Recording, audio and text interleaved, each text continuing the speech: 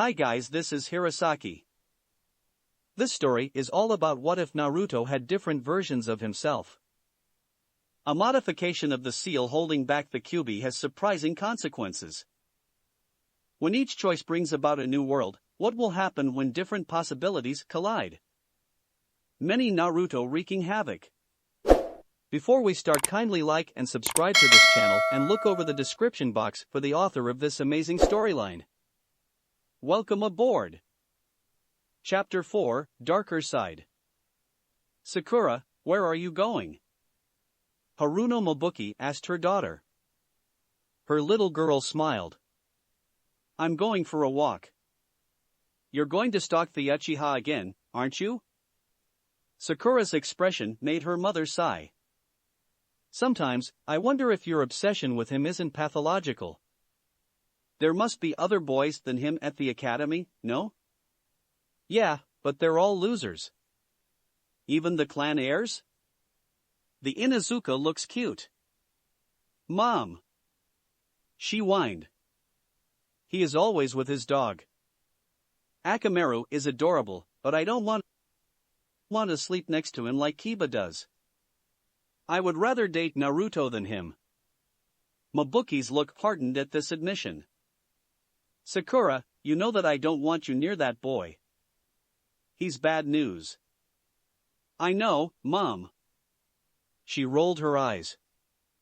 I was just joking. That, and I don't think he would take my attempts at scoring with him well. Not after Hinata's death, she added sadly. Mobuki narrowed his eyes. The tragic fate of the Hyuga clan was still vivid in her mind. What does he have to do with the Hyuga heir? The events had happened like the destruction of the Uchiha clan years ago. One day, Hinata Hyuga died under mysterious circumstances.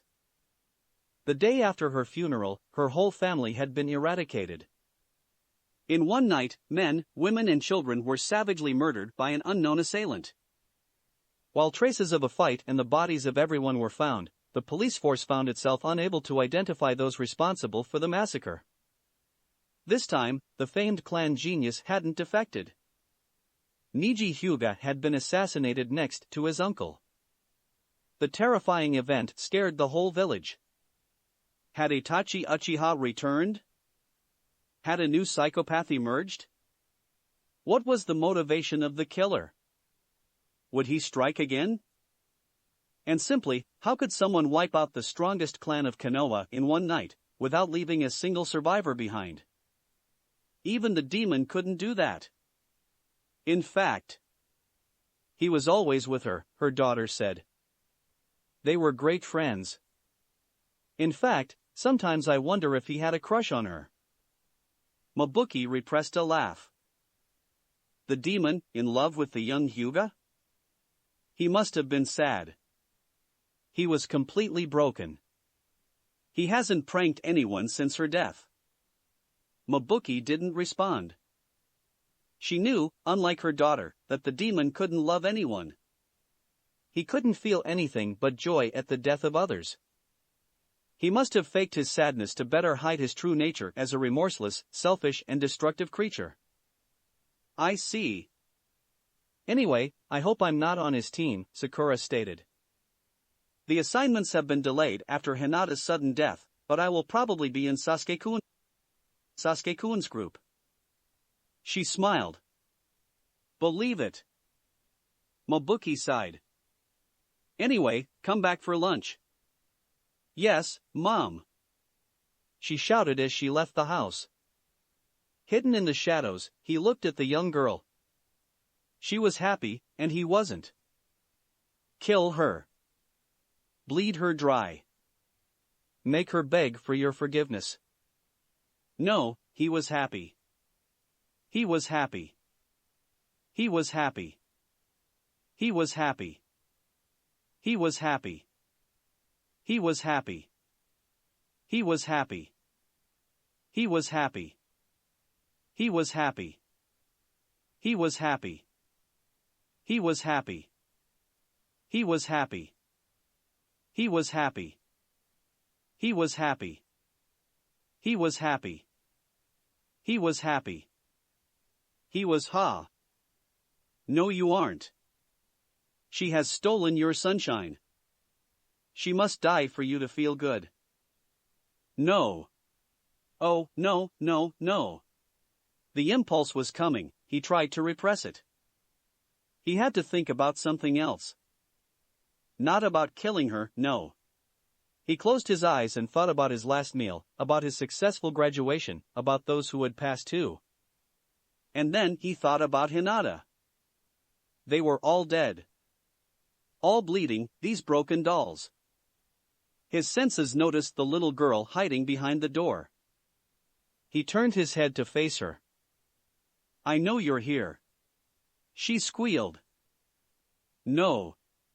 The dying clan head muttered. Not, my daughter, please, not Hanabi. He sneered at him. I will make you watch.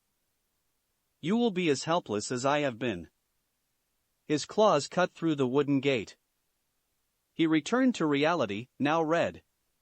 The girl had just entered a street. Kill. Tear her apart. Make her scream. He didn't resist. He couldn't. The voices were too strong. The bloodlust was too great.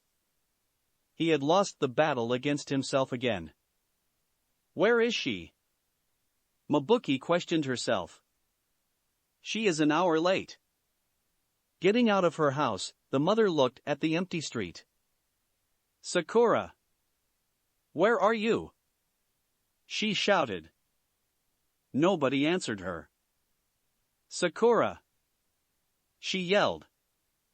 Silence. Sakura! To Izumo, the group in front of him was a strange one. This merchant caravan was truly atypical. None of its members were older than 30, and they were a truly disparate ensemble. 3 of them looked like they were brothers and sisters, which they were. All blonde, all with green eyes and all with a pale skin. Izumo briefly mistook the littlest boy for the demon brat, until he noticed his lack of whiskers marks and the different color of his eyes. The 2 other members were older, but barely. One was a young man with black hair and glasses, the second a redhead, and the spokesperson of the group. Here is our identifications, Mr. Guard, he said as he gave him some documents. After having read them, he gave them to Kotetsu. Is everything in order? His friend nodded. They are perfectly authentic. I recognize the daimo's signature. Izumo returned the identifications. Then welcome in Konoha, Shinja-san. Shinja Takano nodded, while Adachi Tojo smiled. The blonde teenager, Kazama Arashir, thanked them, before taking his 2 siblings, Akane and Chibaku, with him as he crossed the gates, the other 2 behind them. As they disappeared, Izumo found himself praying for their safety. With the current murders in town, they would need it. I can't believe it worked. Kabuto smiled. But it did. The effectiveness of your advanced henge is incredible, Kazama-san. Naruto Uzumaki, also known as Kazama Arashir, smirked as he continued to walk through the streets. Thank you, Adachi-san, but you also had a part in its completion. He would never have guessed that his sexy no jutsu could be used like this, and he certainly didn't expect the medic to make it hold under force. A true physical transformation that couldn't be dispelled easily was the perfect disguise, as it had shown itself to be. Of course, Aniki's jutsu is incredible, Akane, or rather Naruto, declared. He is the best ninja in the world. The younger Naruto, Chibaku, snorted. He is competent, I admit, but Shinja-sensei is the one who holds the title of best ninja in the world. He defeated our counterpart with only 1 seal. That didn't count, she said. He attacked him from behind and threatened me. In a straight fight dash. There is no straight fight with ninjas, he pointed out. There is no such a thing as fighting dirty. Then why does the expression exist? She asked. Because it is used by samurai. She snorted. Whatever. The young puppeteer smiled slyly, before eyeing Sasori. Why not testing that now? I won't fight Kazama-san, the artist stated. We all have more important things to do, and such a duel would blow our cover. Naruto nodded. We have to find our counterpart and check out if he is abused. If he is, we will help him. If he isn't, even if I doubt that, he thought, then we will simply continue our personal quests for a time. Shinja-san, Adachi-san and my counterpart will try to find this world's Sasori, while I train with Narek. Akane, I mean. He had almost forgotten that they could be heard. Konoha would probably identify them as spies if their real names were revealed to the public. Really? She asked.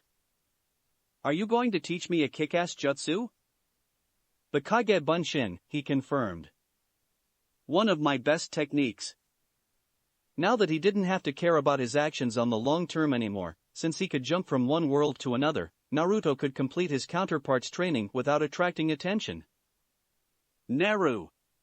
Kazama-sensei, you're the best. Stop shouting, Sasori warned. Or I will have to use poison to knock you out. All right, she said. Killjoy, she muttered. I heard you. I always hear you. Naruto paled, while the younger Naruto fell on the floor laughing. Kabuto sighed. Why do I have the feeling this is going to be something usual in this team? Why are we working with them, Kazama-sensei? Naruto asked angrily to her mentor as they walked past Ino's flower shop, with some distance between the rest of the team. She was disguised, and didn't even take her prized headband, a situation she must have been unhappy with. At least, nobody is glaring at her anymore, Naruto thought. They're all jerks. The teenager smiled. Naruto, in your life, you will have to work with some people that you dislike, and you will have to support them. Some are far worse than our current friends. Simply ignore them, indifference is the greatest contempt. But dash. Naruto. His voice was stern and sad. He narrowed his eyes at her. Bickering is funny as long as it is friendly, but don't let it degenerate into animosity.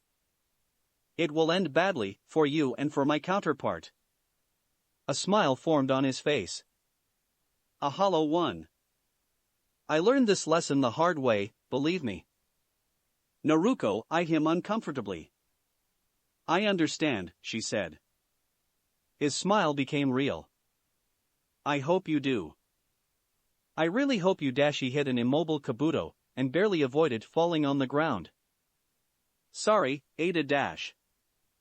Another victim. Someone shouted. The child killer strikes again. Naruto frowned, as he eyed the crowd of people in front of him. They were listening to a man, who had just pasted a poster on the wall beside him. It displayed the photo of Chuji? Naruto asked. Naruto nodded gravely, before motioning her to stay silent. The Akimichi wasn't the only one shown on the poster. The traveler also saw the photos of Kiba, Ino, Shikamaru, Sasuke, Sakura, and many other children he had known at the academy. At least 20 kids were pictured there, their names under their faces. Alongside that, a short message. 21 children methodically murdered. The killer is still on the loose. The council has offered a reward of 100 million Ryo for his capture. Be wary, he is armed and dangerous. 100,000 Ryo for any information leading to the murderer's identification. Go to the Inazuka police station if you have any information. Even the smallest bit can help catch the monster. What the fuck is that? The blonde puppeteer asked. Apparently, Sasori stated, Konoha's children are preyed upon by a serial killer. I didn't know, the poster wasn't explicit enough, he deadpanned. But can't we get more details? Perhaps, the older puppeteer said. But we shouldn't move.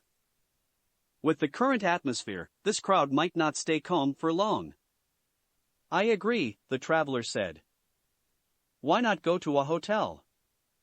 I think there is one near the city center. So, it began a week ago? The receptionist nodded. Yes, Shinja-san. The first victim was a girl named Sakura Haruno. Her body was found in an alley. It was a horrendous spectacle. After her, the murders have continued, and now each day we wake up knowing that another child is now dead. The police are powerless and everyone suspects everyone else. Sasori frowned. Are you sure it is the same murderer? Oh yes. Each of the corpses looks like they had been the toy of a savage beast, and all have been attacked while they were alone, with no witnesses. In fact, the police think it is the same monster that exterminated the Hyuga clan some time before.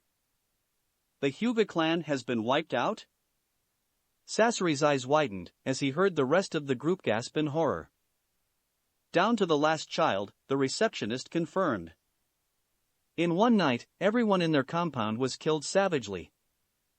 The clan defended itself, apparently, but it wasn't enough. To destroy a whole clan, some say that it's Itachi again. That's crazy. His apprentice whispered. I see, thank you for the information. No problem. It's my job to answer questions. Smiling, Sasori turned toward the rest of the team. Let us talk in our room. I can't believe it. Her sensei winced. I know, Akane. But we have a killer in Konoha that even the police can't stop. We have to be wary. Can't we help? She asked. I'm sure that together we can arrest this beast. I doubt that we will succeed where the whole police force has failed. It's only a matter of time before he is arrested anyway. When all the clans coordinate their efforts, we can't do anything to help them. But we can't watch over all the kids in this city. Technically, he could, with the Kage Bunshin, but doing so would attract the attention of the authorities, which would probably cause more problems than his actions would solve. Heck, the police might mistake him for the killer. And since we are in another universe, everyone can be the murderer. Everyone. Since it didn't happen back in your or Sasori's homeworld, we don't have any relevant information. He gritted his teeth. It disgusts me, but I don't see what we can do. Naruto stayed silent. Maybe our counterpart will help us. Maybe, he said as he continued to walk through the streets. Night had fallen on Konoha, so nobody would see them go to the other Naruto's apartment, allowing them to avoid many of the questions that would have soon followed. I hope he's nice, Naruto said. Or at least I hope he's better than this perv. Kill them all. She fell on the ground, screaming, the noise resonating in her head. She was cutting through the ANBU's body as if it were butter.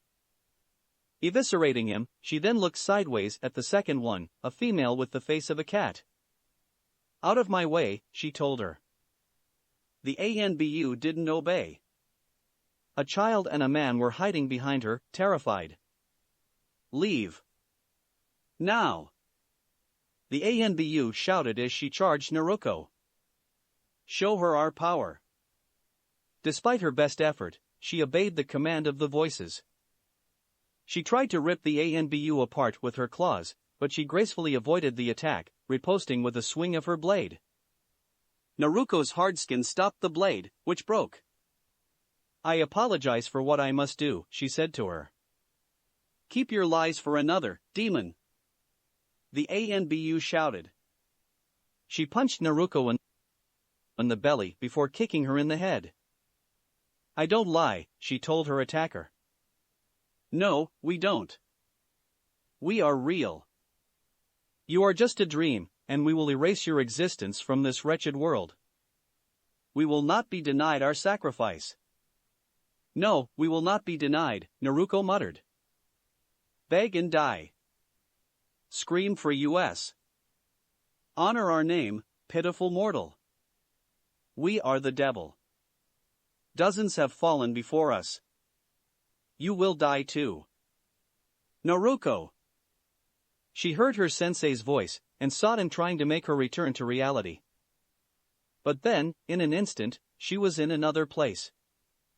You cannot escape me! She roared as she pursued the man and the child through the forest. She was still covered with the blood of her last prey. Honorable grandson, the man said. Go to the town. Warn the Hokage that the Kyuubi has awoken again. Boo dash. Run. I will try to give you some time. He shouted as he turned around, a kunai in hand. It's up to us now. Naruto laughed.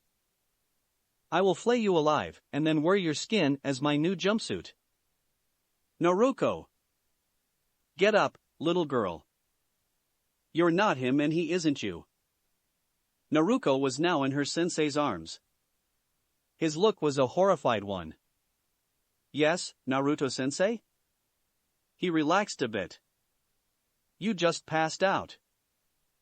I don't know. She said. It was so real. It was. She squealed in surprise, much to her sensei's incomprehension. I'm hearing voices. A voice. I'm the only one here.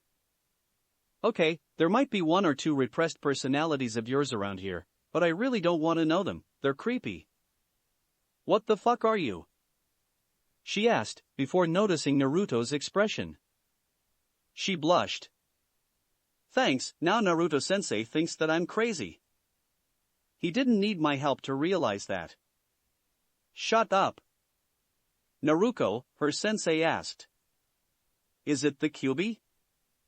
The Kyuubi? She repeated. Good guess. Yes, I'm the Kyuubi. And the images in your mind came from another me. Its mind briefly connected with my own, resulting in your fainting problems. What did it say? Naruto asked. Apparently, another Kyuubi has squatted in my mind, making me hallucinate. I'm currently communicating with the puppeteer's Kyuubi, and it has had the same problems. We can protect you and your counterpart from its influence, but you must stay away from it. Why? It is unstable. Or at least, patently violent and unpredictable. His host is as unbalanced as it is. In fact. What? He might be the killer they search for in town. What? She shouted. My counterpart is the serial killer? Naruto frowned, and the Kyuubi confirmed it. He is currently fighting with a man and winning. The kid you saw is currently fleeing, so you should hurry if you want to save him. Where are they? In the forest.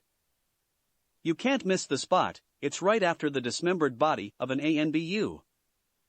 Naruto-sensei, our counterpart is crazy and wants to kill someone in the forest. The teenager frowned, before making a few hand seals. Kage Bunshin. Immediately, 20 clones appeared beside him. You two, take Naruto with you and bring her to Sasori. The rest of you, you know what to do. He looked at his unconscious prey, and hesitated. Go on. Kill him. Take your price. No, he said. No, I won't. Don't be a fool. It's your right to slaughter the weak. Remember what his grandfather has done. You can't let him get away with it.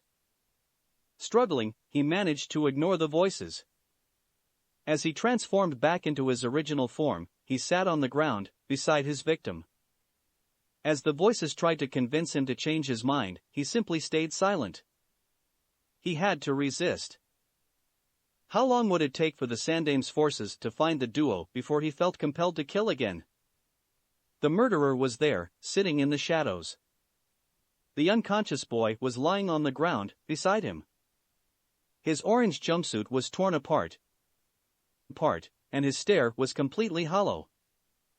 I know you're there, the blonde boy said. Come on, show yourself. Are you afraid? Naruto shook his head negatively, eyeing his counterpart as he approached him. I am not. Wrong, he said, with a sad smile. I detect a faint, repressed scent of dread in your heart. You're afraid of what I am. He's right, he thought. I'm scared, because he is what I could have been. This boy is what I would have been if I had snapped. I have always been scared of one day becoming the very kind of monster I was fighting against. This fear was now incarnated in this boy.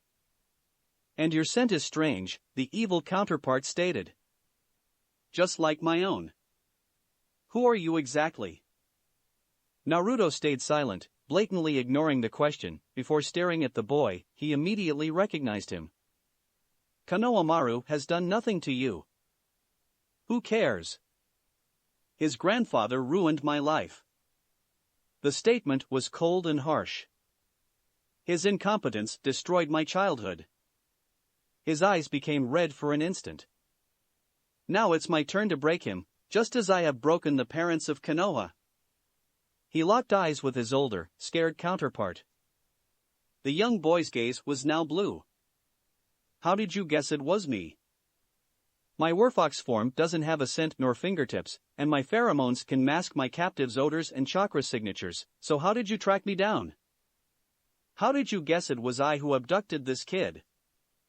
So that's how he avoided pursuit for so long. The Inuzuka are too reliant on their dogs to hunt someone without a scent. Wait, did he say werfox? I know you more than you think, Naruto. Then you should know what it is to be like me, don't you? He asked with a pathetic voice. The world traveler nodded. I can't stop myself. He cried. Tears rolled from his eyes. Naruto found himself taken aback by the spectacle. I know it's wrong, but I can't stop. The voices push me to do it. They are always with me, always. When I walk, when I eat, when I sleep. They goad me into killing, into destroying everything I don't like. I try to resist their call, but sometimes I can't. He fell on the floor holding his head with his hands. I know it's wrong, but I can't stop myself. When I see people happy, I can't help but give in to my urges for blood. I can't help but find joy in people's misery and despair. And when I realize what I've done, I'm horrified. The voices sing their approval while I'm consumed with remorse. But then I see another happy couple, and the cycle starts all over again. He screamed, and the traveler winced. I'm a vile, cursed being, but I can't go against my inner nature. I can't help but envy these kids, who have everything I ever wanted but will never have. I can't help but hate these parents who glare and make my life a living hell. I can't help but want to destroy everything they hold dear, so they feel my pain and loneliness. And I can't help but channel my impulses into murder and violence. He smiled. It was an obvious fake one. I tried to do something else. I tried to be happy, I tried to befriend children, I tried to help people, but nothing worked. My smile only met scornful looks, the children bullied me and rejected me, and I failed to help anyone. Hinata. I tried to help her pass. I did everything to help her, down to forging her results, so she wouldn't end up with the caged bird seal. But even when she became a genin, it wasn't enough for her clan. They used the seal on her, so her sister could inherit the rank of heiress. She dreamed of peace, so she did not resist. She did not flee. And she died from the procedure. She died screaming and crying. And the world rejoiced. His smile twisted into a despaired, dead face. His eyes were as red as blood, and his voice deeper than normal. I'm the only one that came to her funeral, with the Sandaime Hokage. Then when her father finally came, I thought that maybe at least he loved her a little. But then he touched Hanabi's shoulder, and do you know what he told her? He asked. Naruto shook his head. He told her, don't cry for this failure. Right before Hinata's corpse, his older counterpart paled. The Sandaime said nothing. Nothing. He only intervened when I tried to attack the Hyuga bastard for killing his daughter. He went off without any problem, while I got scolded for assaulting a clan head. Can you understand what I felt when the Hokage, my idol, simply told me to act as if nothing had happened? Can you imagine what I felt when I saw all of my ideals about justice and morality being trampled on by my hero? Can you imagine? He yelled, completely incensed. His eyes returned to their blue color, and his voice became normal again. So I snapped. I gave up. The voices returned, and this time I accepted the power they offered me. The power to kill anyone, the power to punish every sinner, the power to spread my pain in every heart. One night, I used it to destroy the Hyuga clan. Funny how their unbeatable Jukin proved itself useless against my fur and my claws. I killed everyone, down to the last child, the slaves who knelt before their abusers out of cowardice, and the masters who oppressed for the sake of oppression. Everyone. He slammed his fist on the ground. But the nightmare didn't end. The glares continued, the voice's advice became more convincing, and the power tainted my soul more and more, diluting it with promises of revenge. And deep down, I realized that despite everything, I liked the situation. I liked to kill people, to hurt and to destroy. It disgusted me, but deep down I wanted to make others suffer, even when they were innocents. But there is no such thing as an innocent, no? In this world of hurt without justice, how is it possible to distinguish the pure and the wicked? When good is not rewarded and evil not punished, why do morals exist? To keep the sinless grounded, while the corrupt prospers? His eyes became red, and his face became more animal-like. Naruto immediately took a battle stance. You don't have to sink to their level. He shouted. Murder is not the solution to our problems, it only perpetuates them. Don't listen to the voices, they only want to corrupt you. Death is our only escape from this pointless life. The transforming boy stated. Fur and a tail grew, fangs and claws appeared, and his size doubled, an act that opened new holes in his jumpsuit. He now looked like a mix between a fox and a human, neither one nor the other. It wasn't the Kyuubi's chakra that caused this transformation. It was simply natural. Has he fused with the Kyuubi to the point of developing a bloodline? Perhaps it is an ability given to him by the demon, like Gaara's sand control? Death doesn't solve anything. It only spreads pain to the living. The pain will become hatred and stoke the fires of revenge. It's a vicious circle that you will begin. Without pain, people don't care about consequences for their actions. They continue to make others suffer, until they receive a proper punishment. Only through misery shall the world learn peace. You will begin a spiral of death. An eye for an eye leaves the whole world blind. People will continue to fight their rivals until nothing remains. Is this the future that you want to build? Is this the future that Hinata would have wanted? He questioned. He had pressed the right button. The werefox's jaw dropped, and he stayed silent a moment. She died wishing for peace between the branch and the main house. She died wishing for justice. She died for her beliefs, only for her father to trample on them. Then live by them. Naruto said. Realize her dream of peace, and don't give up on it. Her ideals cannot be realized. His despaired voice made Naruto cringe. They are still worth fighting for. Giving up on them is even worse than trying to realize them, even if it's not possible. Do you think she would have wanted you to become the very monster she reviled? Do you want to accept the dark destiny that Konoha wanted you so badly to follow? Are you going to give them the satisfaction of being right? Prove them wrong. You can be better than them all, if you try hard enough. Justice is perhaps a utopia, but you can help her progress wherever you can. Don't waste Hinata's death. I can't repress my impulses. He shouted.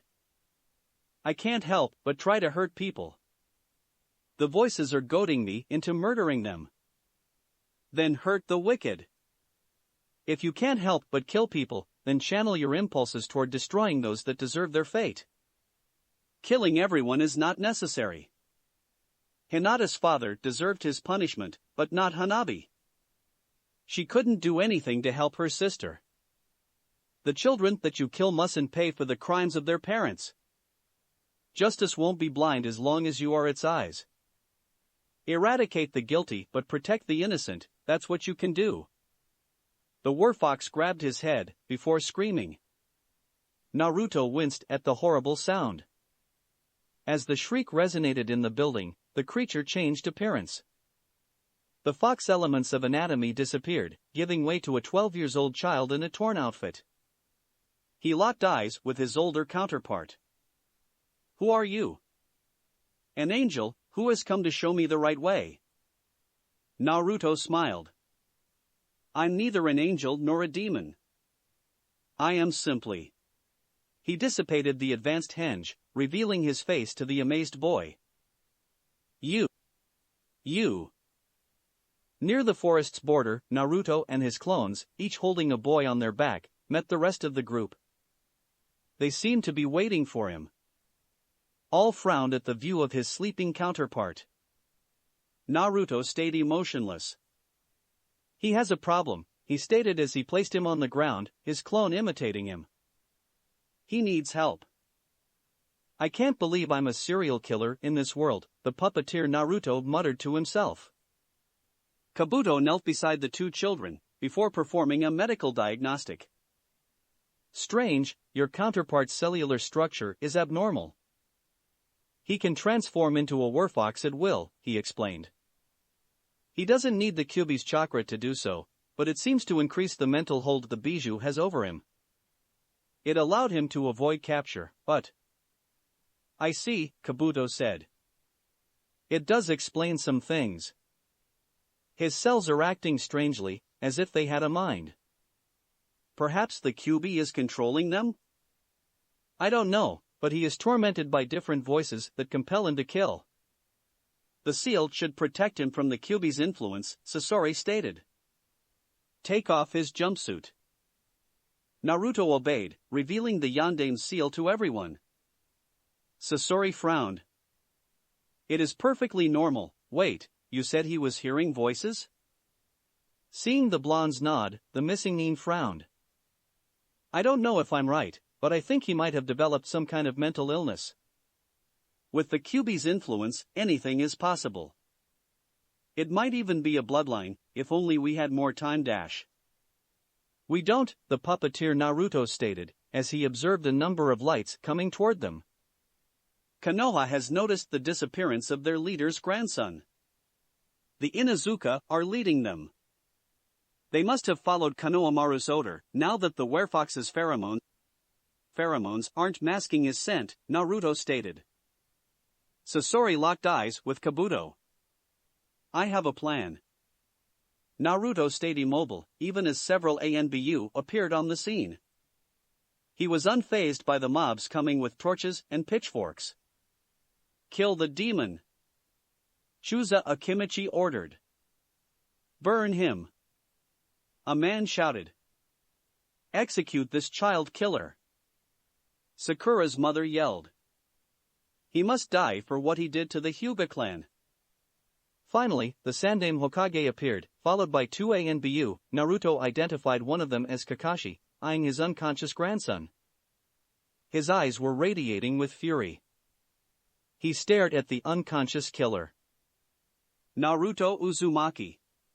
He declared with a cold tone, I have overlooked many of your misdeeds, and it has cost Konoha dearly. I won't commit the same mistake again. Misdeeds? Everyone looked at Naruto, who glared at them furiously. You make him the criminal? He is your victim. He yelled. You created him. You twisted him, you warped him, until nothing human remained in him. You made his life a living hell, and now you condemn him for lashing out against you? Our children did nothing. Ino's father said. Naruto never did anything. Years of repressed feelings were now expressing themselves. You tortured him for the crime of another. He isn't the Kyuubi and never was. You made him a scapegoat. And you insulted the Yandame's last wish only so you could hate something. You disgust me. How do you know about that? The Sandame narrowed his eyes, and the crowd paled. This is an S-rank secret. Naruto clenched his teeth. It doesn't matter. What matters is what will happen to him. He glared at them. I won't let you condemn him.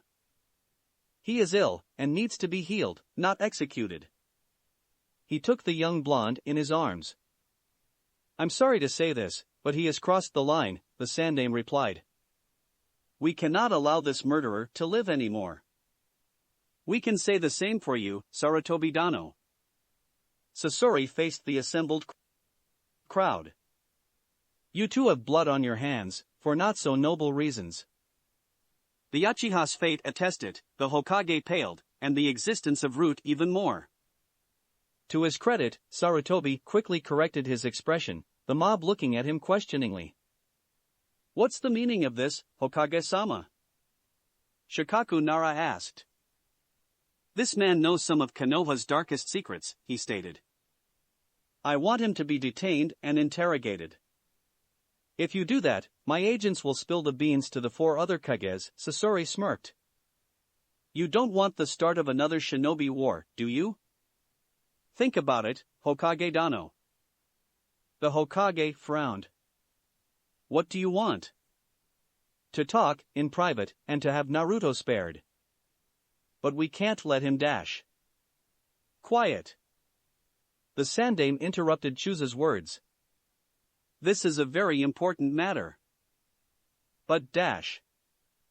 Naruto will be detained while awaiting my judgment, the Sandame declared, before gazing at Sasori, then at his 3 companions, then at the 2 Naruto. We will talk in my office. I want to know everything. Sasori smiled. You will, Hokage-sama. You will. As the ANBU escorted them to the Hokage Tower, Naruto sensed his asleep counterpart stiffen. It will be all right, he muttered to him. The boy instantly relaxed. Sandame Gigi, you will need an explanation for this situation. Badly. After receiving Sasori's hidden signal, Kabuto successfully left the mob which he had infiltrated, still under his civilian disguise. Kazama's clone, under an advanced henge, continued to follow the group. Kabuto opened the door of the hotel.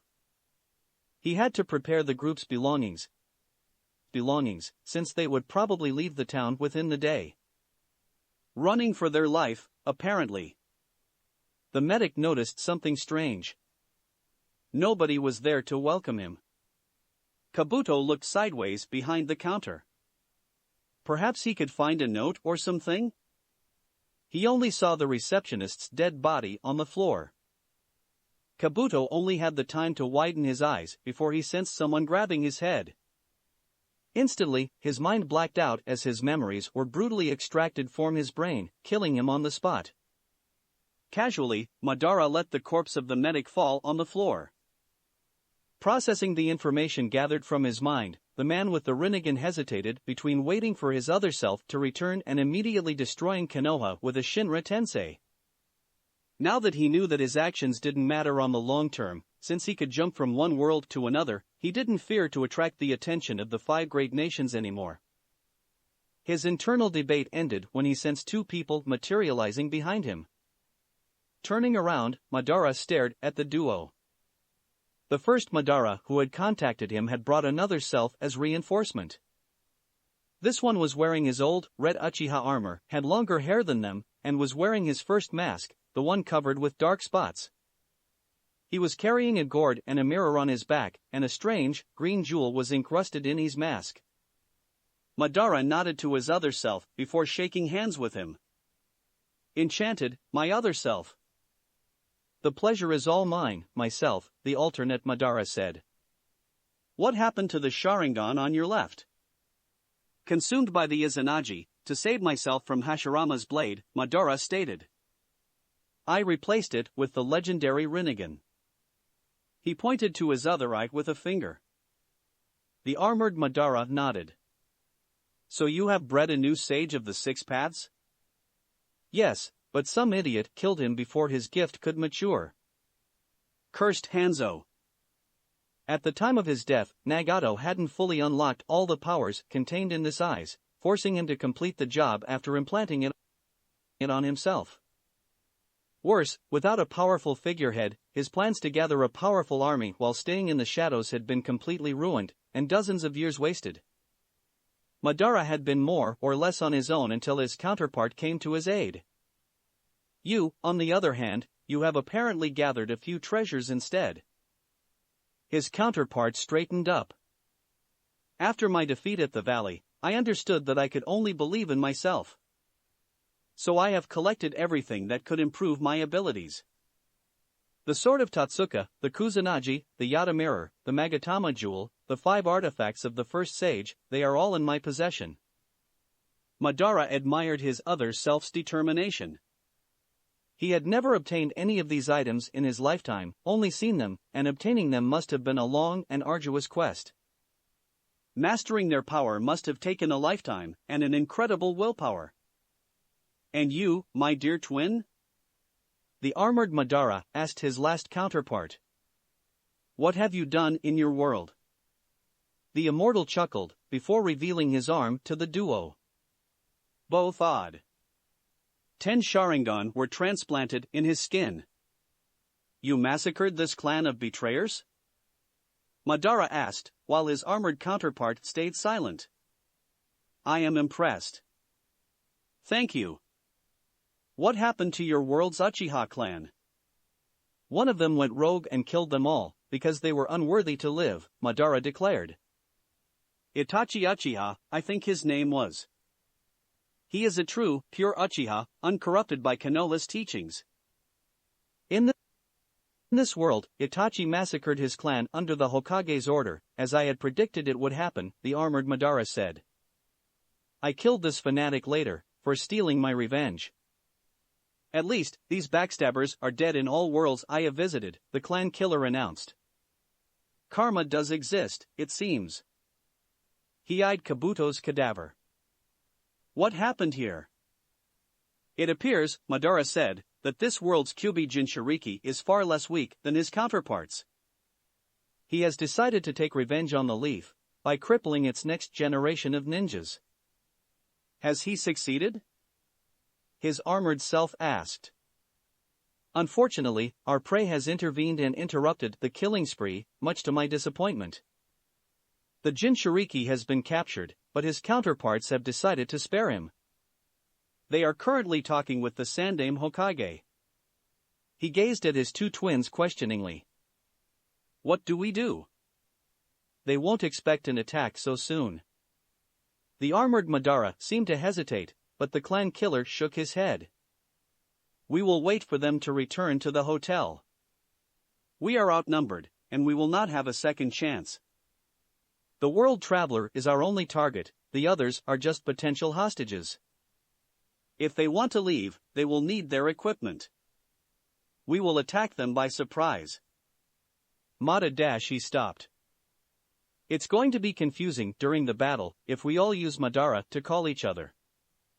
Why not finding code names, just in case? The two counterparts thought about it. Why not using the names of the gods, who have gifted our clan with the 3 great techniques? Amaterasu, Tsukiyomi and Susanoo?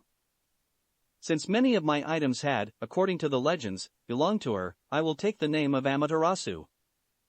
The clan killer nodded. Why not? Being the master of deceit and illusion, I will adopt the name of Tsukiyomi. Madara nodded. Being the possessor of the strongest power of my world, I will adopt the name of Susanoo. Tsukiyomi nodded. And soon, all realities will bow down before us, as the mortals bow down before gods. God.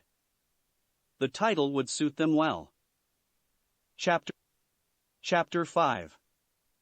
Blaze. The Hokage's office was the same as the one from Naruto's homeworld. Clean. Bright. How nostalgic. He had the feeling he had left his reality years ago. If only he wasn't under the watch of at least 10 ANBU, he might have enjoyed the situation. So, the Sandaime Hokage asked as he sat on his chair. Who are you? He seemed to be a calm and harmless old man, but everyone in the room was aware it was merely an illusion. The ninja didn't earn the title god of the shinobi without a reason. He gained it by crushing his rivals and breaking down the enemies of his country. And technically, by shielding a child murderer and blackmailing the Hokage into submission, Naruto's team could be considered a menace to Konoha's safety. At least, Sasori's threat was keeping them alive for the moment. Naruto would have to question the puppeteer on how he had gained sensitive information on the village in such a short time. He had been amazed when the mob didn't attack. Tens of parents, all ready to avenge their child, perhaps they were confident in the Hokage's judgment? His grandson had been almost killed, they must be believing in his willingness to execute the demon child later. He had almost decided to teleport the group into another world, supplies or not, but Sasori's words had troubled him. What was he talking about? If he had mentioned the seal, then Kabuto would have left his cover to join them, and they would have jumped into another reality. The puppeteer wanted to talk to the Hokage, beside allowing Kabuto to recuperate what they had left at the hotel, that was obvious. Some travelers, with different objectives, who banded together for practical reasons, Sasori answered. The Hokage frowned. You will have to give me more than that. I'm afraid I have to deny your request, the spymaster said. You see, revealing our identity would, unfortunately, involve some nasty secrets that I don't think you would like to share with your ANBU, since they implicate some of the previous SS rank secrets that I evoked previously. This made Naruto stiffen slightly. He ignored the existence of this level of secrecy. But somehow, it didn't surprise him. If his status Jinchuriki was an S-rank secret and known by every adult in the village, then it was obvious that the greatest secrets of Konoha were, well, secret. The Sandaime stayed silent a moment. ANBU, leave the room. Everyone looked at the Sandaime in obvious surprise. But, Hokage-sama dash. Leave the room, the old man repeated, ignoring a disguised Kakashi's worries. I don't fear them. Lock the door behind you. I understand. The shinobi left the office, the other ANBU behind him. They closed the door behind them. Sasori smirked. I must admit it, it takes a lot of balls to lock yourself in a soundproof room with possibly hostile ninjas. Kill me, and the whole village will be after you before you can blink, the Sandaime declared. Now, let me explain what I want. I want to know who you are, what you're doing in Konoha, how do you know this town's darkest secrets, why do you protect an unstable psychopath? Naruto gritted his teeth at the statement, and he sensed the boy in his arms stiffen, and especially why one of you looks like an older version of our Jinchuriki. He locked eyes with Naruto. Naruto glared at him. It's because I am an older version of Naruto. He turned to face his two other counterparts. Drop the henge. Naruko didn't hesitate, revealing her features instantly. The blonde puppeteer looked at his teacher, before obeying as he saw approval in Sasori's eyes. The clone disguised as Kabuto didn't obey, since he had to cover the model. The Hokage paled. What's the meaning of this? He asked. Sasori smirked. Everyone, show your seal. As the teenager, Naruko and the green Naruto partially took their shirt off, they channeled chakra on their belly, revealing the Yondaime seal. The Hokage gaped, especially when the blonde puppeteer tapped into the Kyuubi's power for a few seconds. Sasori continued to smirk. I am Sasori of the Red Sand, and the man next to me is my subordinate, Adachi Tojo. These three are alternate versions of Naruto, coming from different dimensions, such as the two of us. The old man's jaw dropped. Explain, he ordered.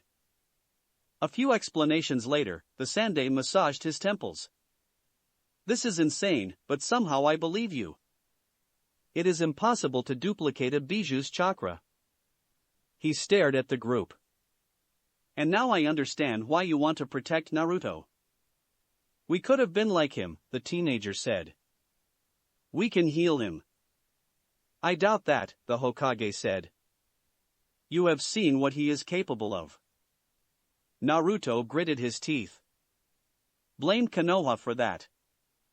Its citizens' abuse twisted him. Hokage-sama, his puppeteer counterpart said.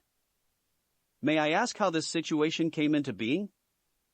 It didn't happen in our world, so... The Hokage's look saddened. I failed to protect him. Naruto has enemies, from within the village, he said. You must probably know how Konoha is directed, don't you? Sasori nodded. The Hokage commands the shinobi forces. The daimyo gives the funds. The Council of Konoha propose laws, or validate the ones proposed by the Hokage. The Sandai nodded. After the Kyuubi's attack, I summoned the council, and made them validate the law of silence. While they seemed to approve, it took only a week for everyone in the village to learn about Naruto's problem. After dozens of public executions of informants and potential murderers, the citizens of Konoha learned to respect my decree. Unfortunately, some influential people decided to get around it. Who? Naruto asked, as his eyes narrowed. He wouldn't have another chance to learn about these people, and he wanted to confront them. Personally.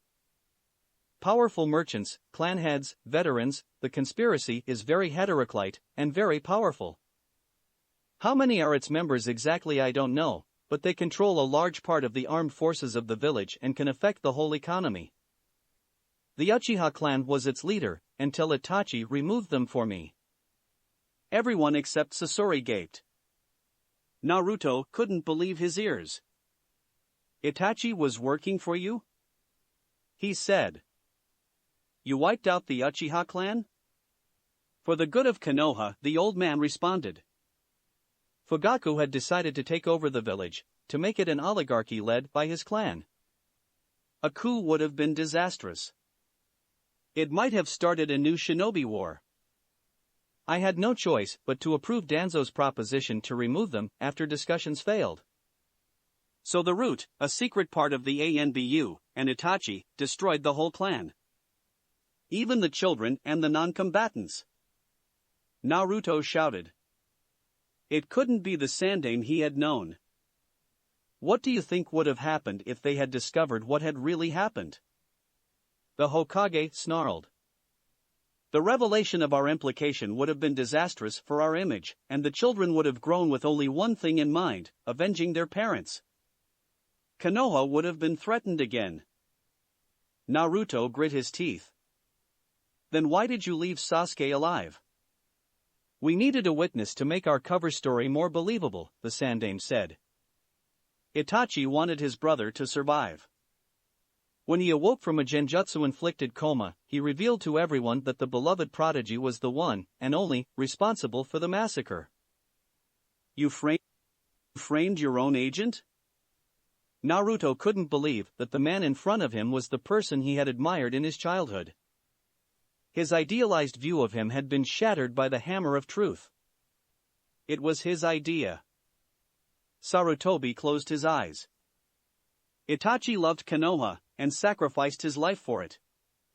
Sacrificed? Sasori asked.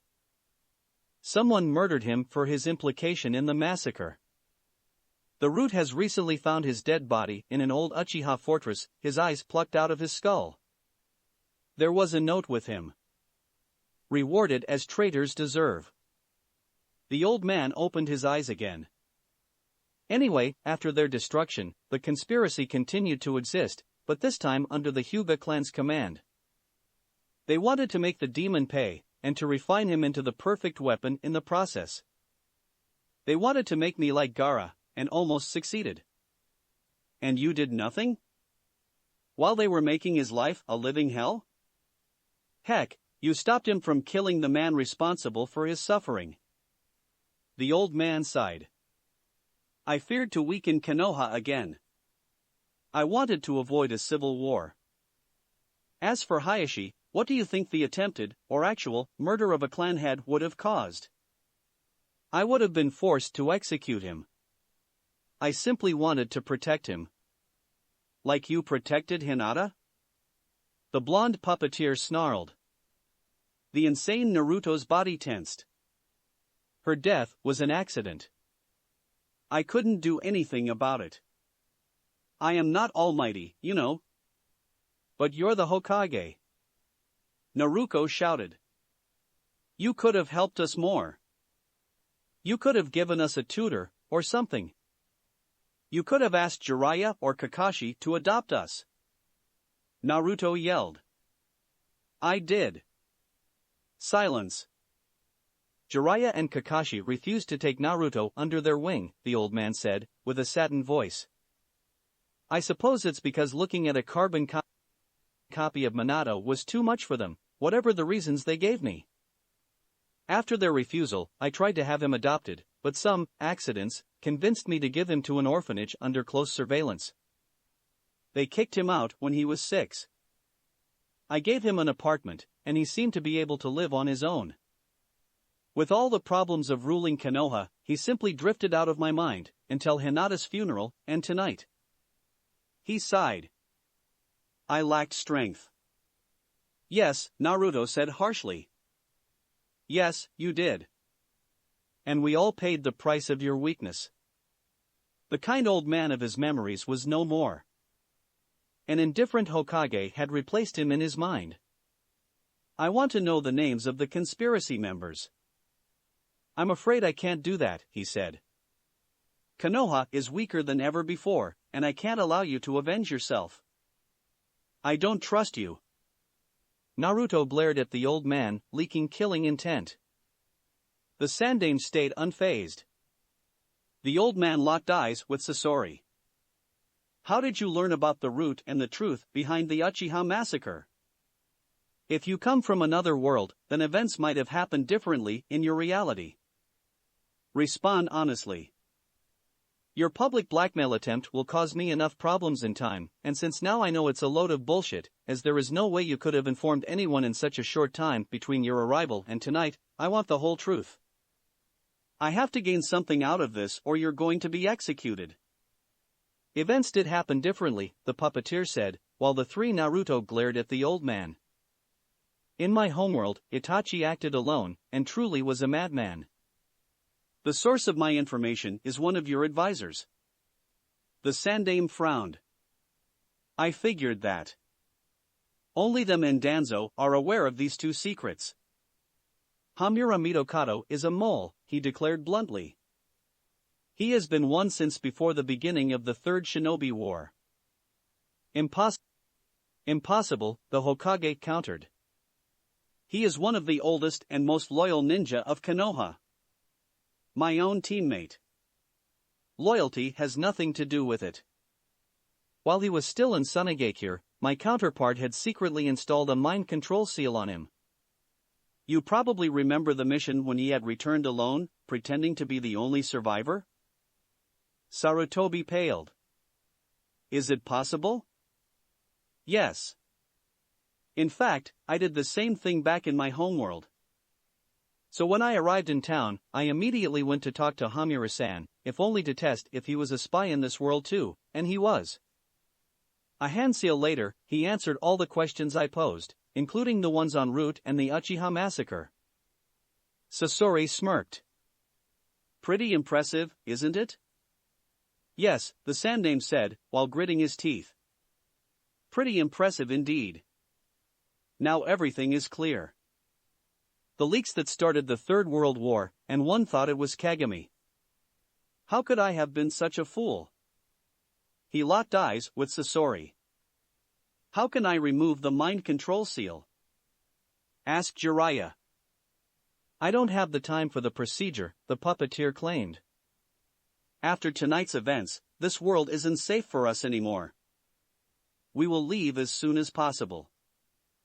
And we are taking Naruto with us, the teenager said, glaring at the Hokage, daring him to do anything about it. He will be executed if he stays here. Of course, he will, the Hokage said. He will be judged and hanged, or at least a copy of him will. The Kyuubi is too important for the village to be destroyed. Naruto's gritted his teeth.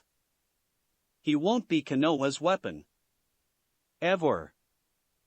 Sarutobi locked eyes with him. Thousands of people are living in this town. My duty is to protect them, no matter what the cost. As it seemed the argument would soon degenerate into a brawl, Sasori diffused the situation. And if I give you another weapon of equal power, will you let this kid leave? The Sandaime immediately stared at him, frowning. There is nothing stronger than a bijou. Except another bijou, Sasori smirked. Hamura-san has informed me of the Sanbai's escape in this world too. I know where the beast is hiding. The Hokage's eyes widened. In exchange of the information, let us take Naruto with us. How can I test the validity of your claim? The Sanbai could have acted differently in this reality.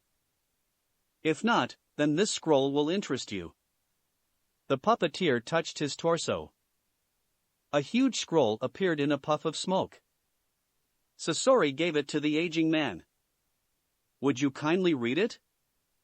The old man carefully opened it, apparently ready for anything, and then paled.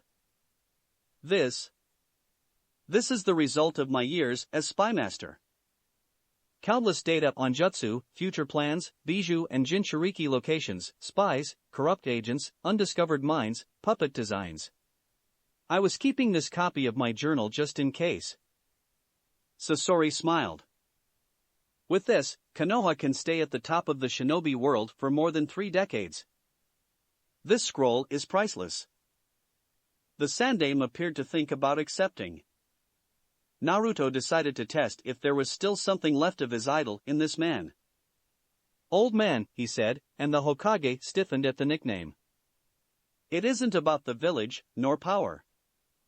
It's about what is the right thing to do. The old man stayed silent. Naruto, do you want to leave with them? I know you're awake. The boy opened his eyes. Yes. I want to leave this place. The Hokage closed his eyes. Vanish before dawn. I will have one of my scientists create false corpses to simulate your death. Sasori smirked. Kabuto Yukushi is indeed very competent at this, a pity he is another mole for my other self. Again? Sarutobi sighed. Jiraiya will have a lot of work it seems. Does you have other agents in Konoha, Sasori-san? No. When you control the head, why control the rest? Touché. As the team prepared to leave, Naruto looked sadly at the Sandaime. The teenager realized that one of her idols had died in this room. Locking eyes with him, she followed Naruto as he left the office, under the gaze of the ANBU. Take care of him, the Hokage muttered. Naruto didn't respond. Naruto looked at the hotel's door. Where is Kabuto? Killing time waiting for us, probably, the Kyuubi said in a bored tone. Ignoring his tenant, the puppeteer observed his newest counterpart. The boy was pale, and seemed sick. Are you all right? He asked him. It was strange to talk to a mad version of himself, but was he even insane, or simply possessed by the Kyuubi? Yes, he lied. You don't look so good, Naruto stated as she joined the conversation. For once, the crazy girl is right, the puppeteer said, ignoring his female self's glare. You can tell us anything, you know. We are more or less brothers and sisters now. The former serial killer stared at them. The voices in my head are confused. They don't know how to react toward you. That's creepy. But he is right. I never know if I should kill or devour you. So hard to choose. What do they say? Naruto asked. The puppeteer admired her calm. It took a lot of nerve not to be disturbed by the guy's comments. One wants me to kill you all, he stated, and the two others paled. The second thinks I should join your pack, and the third simply asks to wait for what will come next. Do they disagree often? Naruto asked. No. It's rare. Most of the time, they simply want to attack someone in particular. So the Kyuubi isn't the only one inside of this head, perhaps he has split personalities? And the Kyuubi? The Kyuubi? He asked, confused. Naruto frowned. You know, the demon inside of you. Ah, yes, he said. It wants to kill you. What a surprise, the puppeteer deadpanned. It must be our outfits. Of course it's your outfit, eyesore. Jerk. He decided to drop the subject. Hey, Sasori, he asked his teacher. Why did you organize this charade? His teenage counterpart nodded. Yes, blackmailing the Hokage in front of the populace was a very risky gambit. Why did you do that? Sasori smiled. But for you, my friends. For you all. They all looked up at him. Care to explain? Naruto asked. He knew Sasori was one hell of a manipulative bastard, and that his vision of help was skewed. I wanted you to confront the Hokage, he said. Not the old man, not the kind grandfather, not the enemy, the Hokage. I showed you the ruthless ninja ready to do everything for his village, the man you had never encountered. I wanted you to see what it was to be him. I see. The blonde puppeteer muttered, while the rest of the group stayed silent. Plus, now we know that there is a conspiracy behind our suffering, his teenage counterpart said. And we will find them, to make them pay. The voice was cold and harsh. Naruto nodded. Sounds good to me. The voices agree, the insane himself declared. They are beginning to like you. Naruto smirked, before eyeing the silent Naruto. And you, flat lady? Oh. Sounds fine. Naruto frowned. You don't seem excited by the idea. His older self was looking at the scene sideways. She gave him a dry look. I am a bit confused, you know. The man I admired turned out to be everything but kind behind his mask of civility. Naruto understood her. He had been through the same thing before. I see. You need time to deal with it, his older counterpart said. If you need to talk about it. She smiled. Thanks, sensei. I'm fine. I'm glad to hear that, he said as he opened the door. Naruto followed him and Sasori as they entered the hotel. Hey, Kabuto, where are you? Here. The medic said as he took a step from the shadows, holding a lot of scrolls in his arms. I have your supplies. Naruto immediately took his own, followed by the rest of the group. The blonde puppeteer immediately rejoiced at having Jiraiya with him again. He did have the two others, but he was the one he liked the most. Also, I have met someone that will interest you, Sasori, the medic said. Who? An associate of your other self, he turned his head to face the shadow. He's right there. Hello, my friends. A masked man announced as he appeared from nowhere. I am Tsukiyomi, and I have a proposition for Yo Dash. Uchiha Madara. Immediately, a red and corrupted chakra raced through Naruto's veins, and the boy found himself trying to punch the man in the face. In a blink, Kabuto's hand connected with his belly, reinforcing the seal and sending him to the ground. The medic's eyes became white. Naruto blinked. It's Kabuto's dead reanimation technique. You know what I think, little spawn? I think I will just kill you here and now. His medical palm was stopped by Sasori's hand. I see my agent is now an animated dead corpse. Where is the murderer? Here I am. A man said. Sideways, Naruto saw two masked men stepping out of the shadows. As Sasori engaged the flesh puppet, the blonde puppeteer got up, and the rest of the team charged at the masked trio. The one with two mismatched eyes put his hands together. You know what? Fuck the negotiations. Shinra Tensei.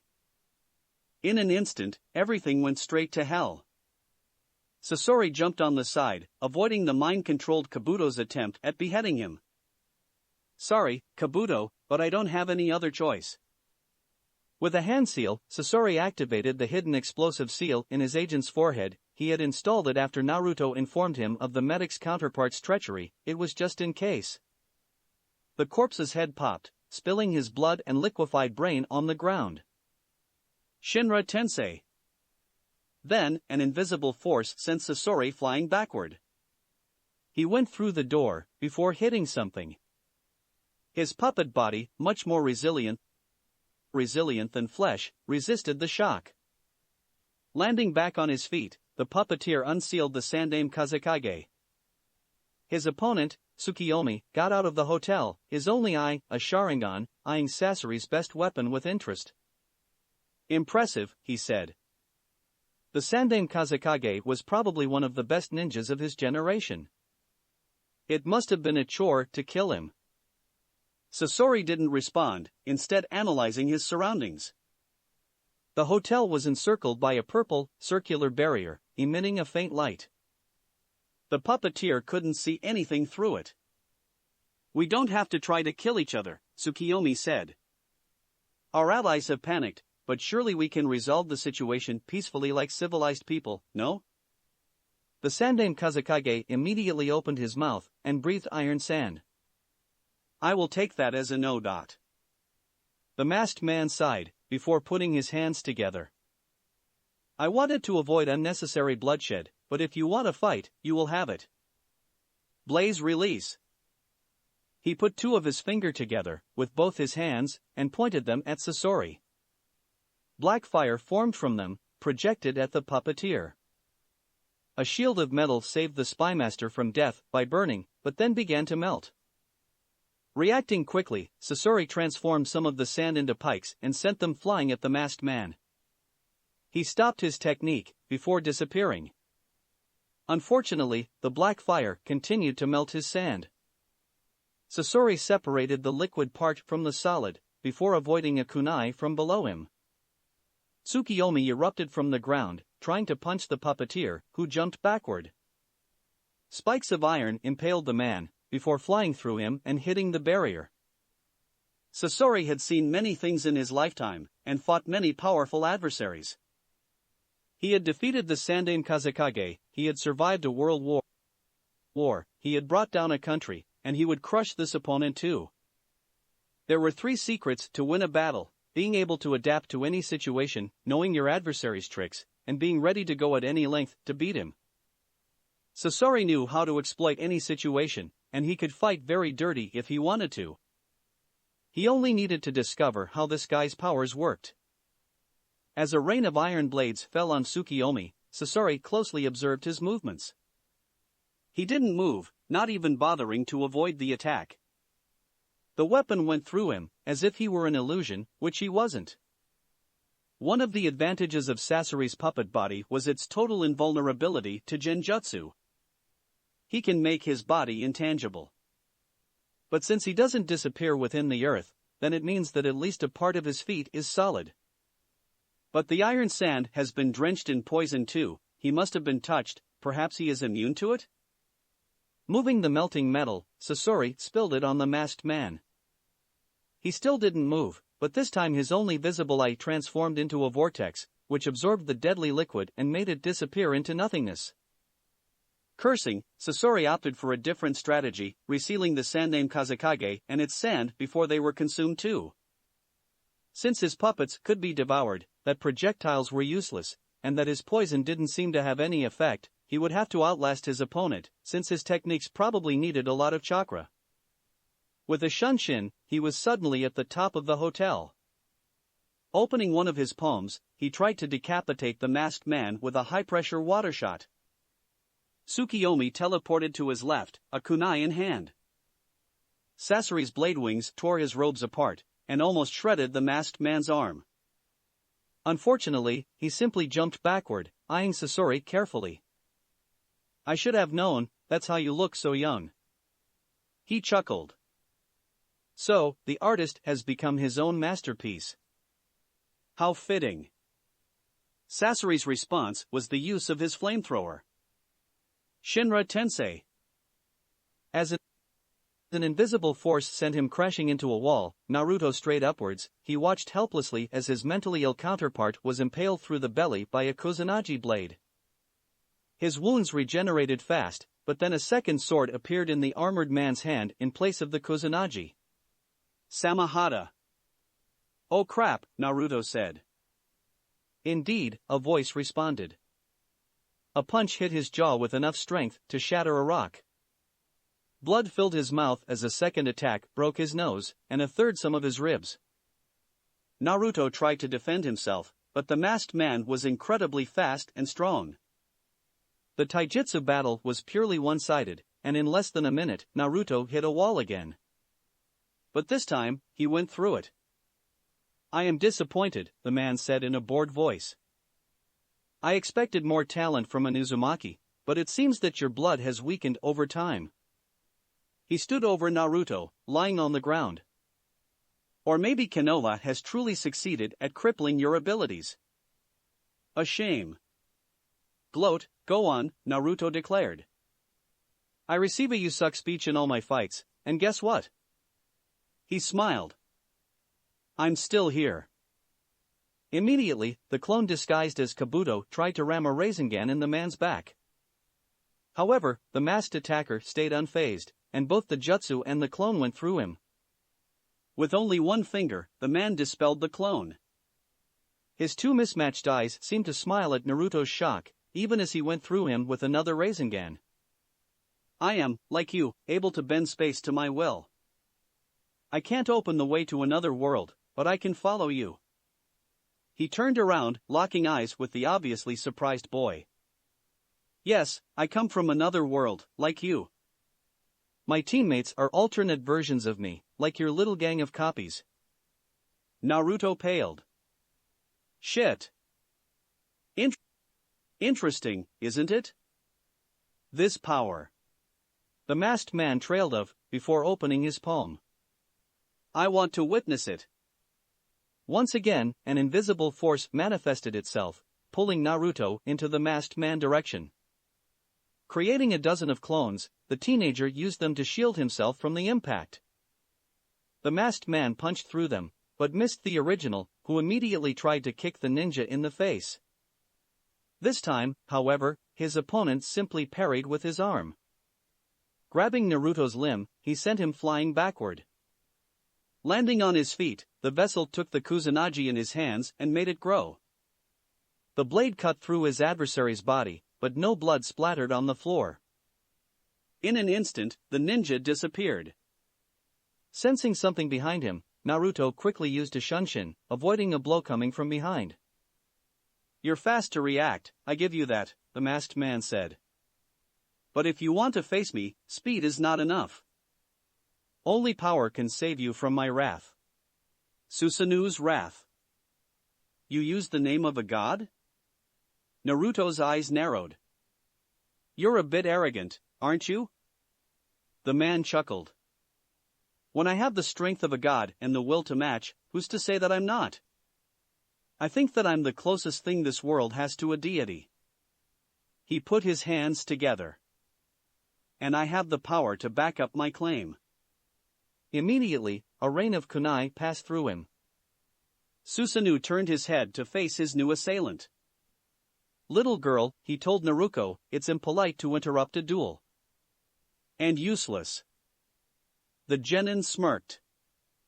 I don't think so. The explosive notes on the kunais detonated, demolishing a large part of the room. Naruto jumped next to her older counterpart. Who are these guys? I don't know, he answered honestly, but apparently, they come from different worlds than this one. They followed us? How? She asked, as shock spread over her face. And why? Why? A voice said. The masked man was still there, in the same position as before. Because the power to travel between realities must be our own. Because with it, we will be almighty. Naruto narrowed his eyes. And you really think I will help you? The man chuckled. It's funny, because you don't have a choice. He finished his hand seal sequence. Summoning technique. He slammed his hand on the ground. Nothing happened. For a moment, there was only silence. Then Susanoo slammed the ground again. And again. And again. Wow, Naruto muttered. At least now I know that I'm not the only one unable to summon. Susanoo glared at him. What is the meaning of this? The vessel smirked. Crossing worlds makes us unable to bring our summons to help us. I don't know why, but... Hey, God, it seems that you aren't so almighty after all. Naruto mocked him. You're just a scam. An insane amount of killing intent paralyzed her with dread. Susanoo's eyes were full of hatred and scorn. A shadowy cloak of blue chakra enveloped him, before transforming into a colossal, humanoid monster. It was an armored knight, without weapons. His body was covered by spikes, and one of his eyes was glowing with a red light. You will know pain, Susanoo said. I will break you down, slowly. Naruto cursed. Naruto, next time keep your remarks to yourself. I couldn't resist. Naruto screamed as he felt his flesh being shredded apart by hungry scales. Kill. Let's make him suffer. He's nothing next to us. The impulse came, and the power invaded him. As he transformed into a werfox, his wounds closed themselves at a blinding speed. Roaring, he riposted by grabbing his opponent's head, only to see him fall through the ground. Naruto's enhanced senses detected the man, who was now behind him. Twisting his body, the vessel avoided being beheaded by his attacker's new, massive sword. The werefox's tail tried to crush the insect with one deadly swing, but it instead hit an invisible shield. The jewel on the man's mask was glittering. Who are you? The vessel roared as he punched the man, hitting the shield instead. What do you want? I am Amaterasu, he answered. And I only want you to test my limits against you, he said as his sword swung, barely missing the fast werfox. Werfox. I will defeat you. You? Defeat us? We will punish you for your arrogance. We are the strongest. We will survive. I am stronger. He roared. You will not beat me. He punched the invisible shield again with all his might, lightly damaging it. Amaterasu seemed slightly surprised. Shattering the Magatama's protection, with brute force only, apparently, I will have to fight you seriously. The jewel stopped shining, and his sword was instantly replaced by another looking like a needle. Faster than the wind, he began a series of fencing attacks. Despite his incredible reflexes and speed, Naruto couldn't avoid the majority of the blows. The blade was simply too insanely fast and precise. However, his advanced regeneration healed the damage faster than Amaterasu could inflict more. You have quite the healing factor. Amaterasu took a step back. But what are its limits? Why not test them? Instantly, an almost invisible wire tightened around the werefox's limbs, trapping his body and transforming it into a compact mass of flesh. Looking sideways, Naruto noticed that the wire was attached to the needle itself. Struggling to free himself, the werfox found himself unable to do so. Your strength, as impressive as it is, won't save you from these restraints, Amaterasu said as a second sword appeared in his other hand. It was a big blue blade, covered by a layer of chakra, which took the form of a hammer. And I don't think any healing factor will suffice to save you from a blow coming from this thing. He raised his sword. But then he teleported away, just as a little missile almost hit him. The restraints on Naruto vanished as the projectile pulverized a large part of a wall. Getting up, Naruto noticed his green counterpart, standing behind him. A monstrous, mechanical red toad was waiting with his mouth open at his left, connected to the boy's fingers by strings of chakra. The two twins locked eyes. Why not try working together? He is strong, but if we gang up on him... I agree. The enemy of my enemy is my friend. We don't need him. We should kill him too. I will compromise, we kill the masked worm first, then we tear apart that green eyesore next. Okay, the werfox said. What do you suggest? Engage him in close combat. I will be your long-range cover. I don't think so, a voice said, coming from the mechanical toad. I have just decided to simply beat the two of you at the same time. The red machine immediately exploded, and Amaterasu emerged from the remains. Reacting faster than his counterpart, the werfox charged at the masked man, ready to eviscerate him. He simply passed through the ground. Jiraiya. The green eyesore muttered, completely pale. The werfox ignored him, more focused on detecting his hidden opponent. Then, he sensed something touching the area below his tail. Uchiha Secret Jutsu, 1000 Years of Pain. The voices in his head cringed. It's going to suck. Hard. Indeed. As his counterpart was sent flying by an explosion, going through the ceiling in the process, Naruto's sadness at the destruction of Jiraiya turned into insane hatred. You! He yelled as he unsealed Tsunade. I'm going to kill you. I would like to see you try, the masked man responded calmly as he gazed at the monstrous, mechanical white slug. Two identical blades materialized in his hands. Show me what you can do. With his chakra strings, Naruto activated Tsunade's needle launcher. The man advanced slowly, parrying the attacks with his twin swords.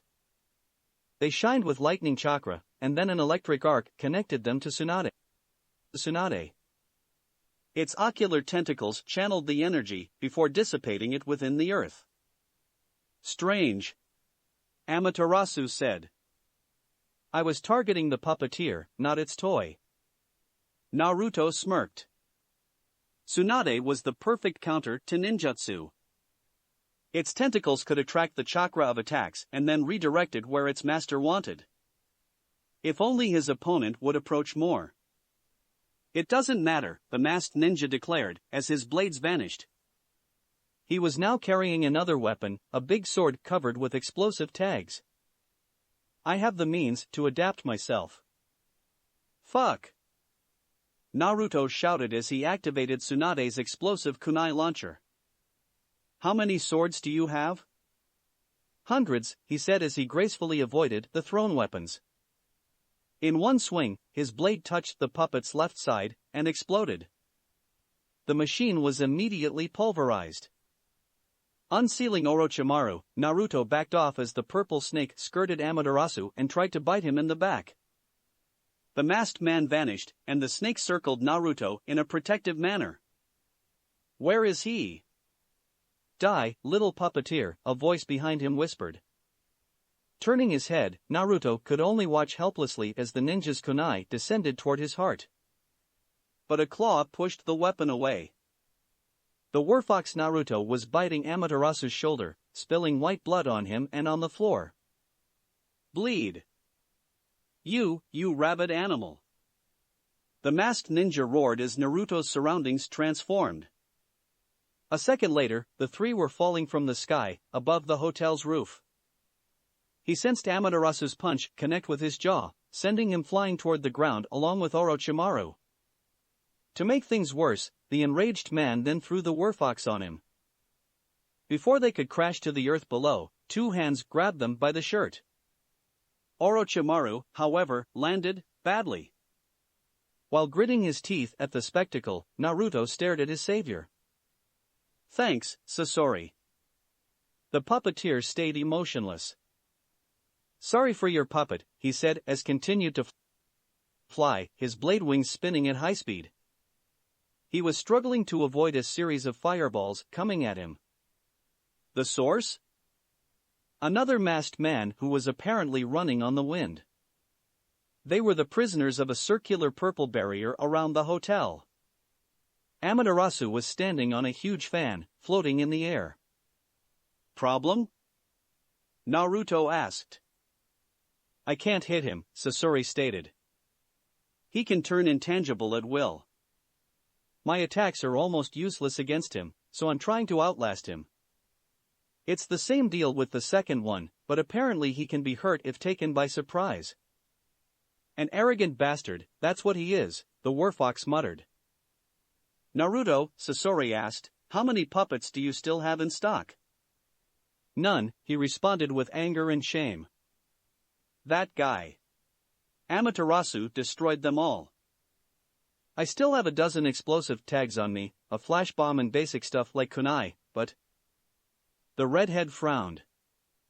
"We can't win." "We can!" The werfox roared. "If we attack together, surely we dash."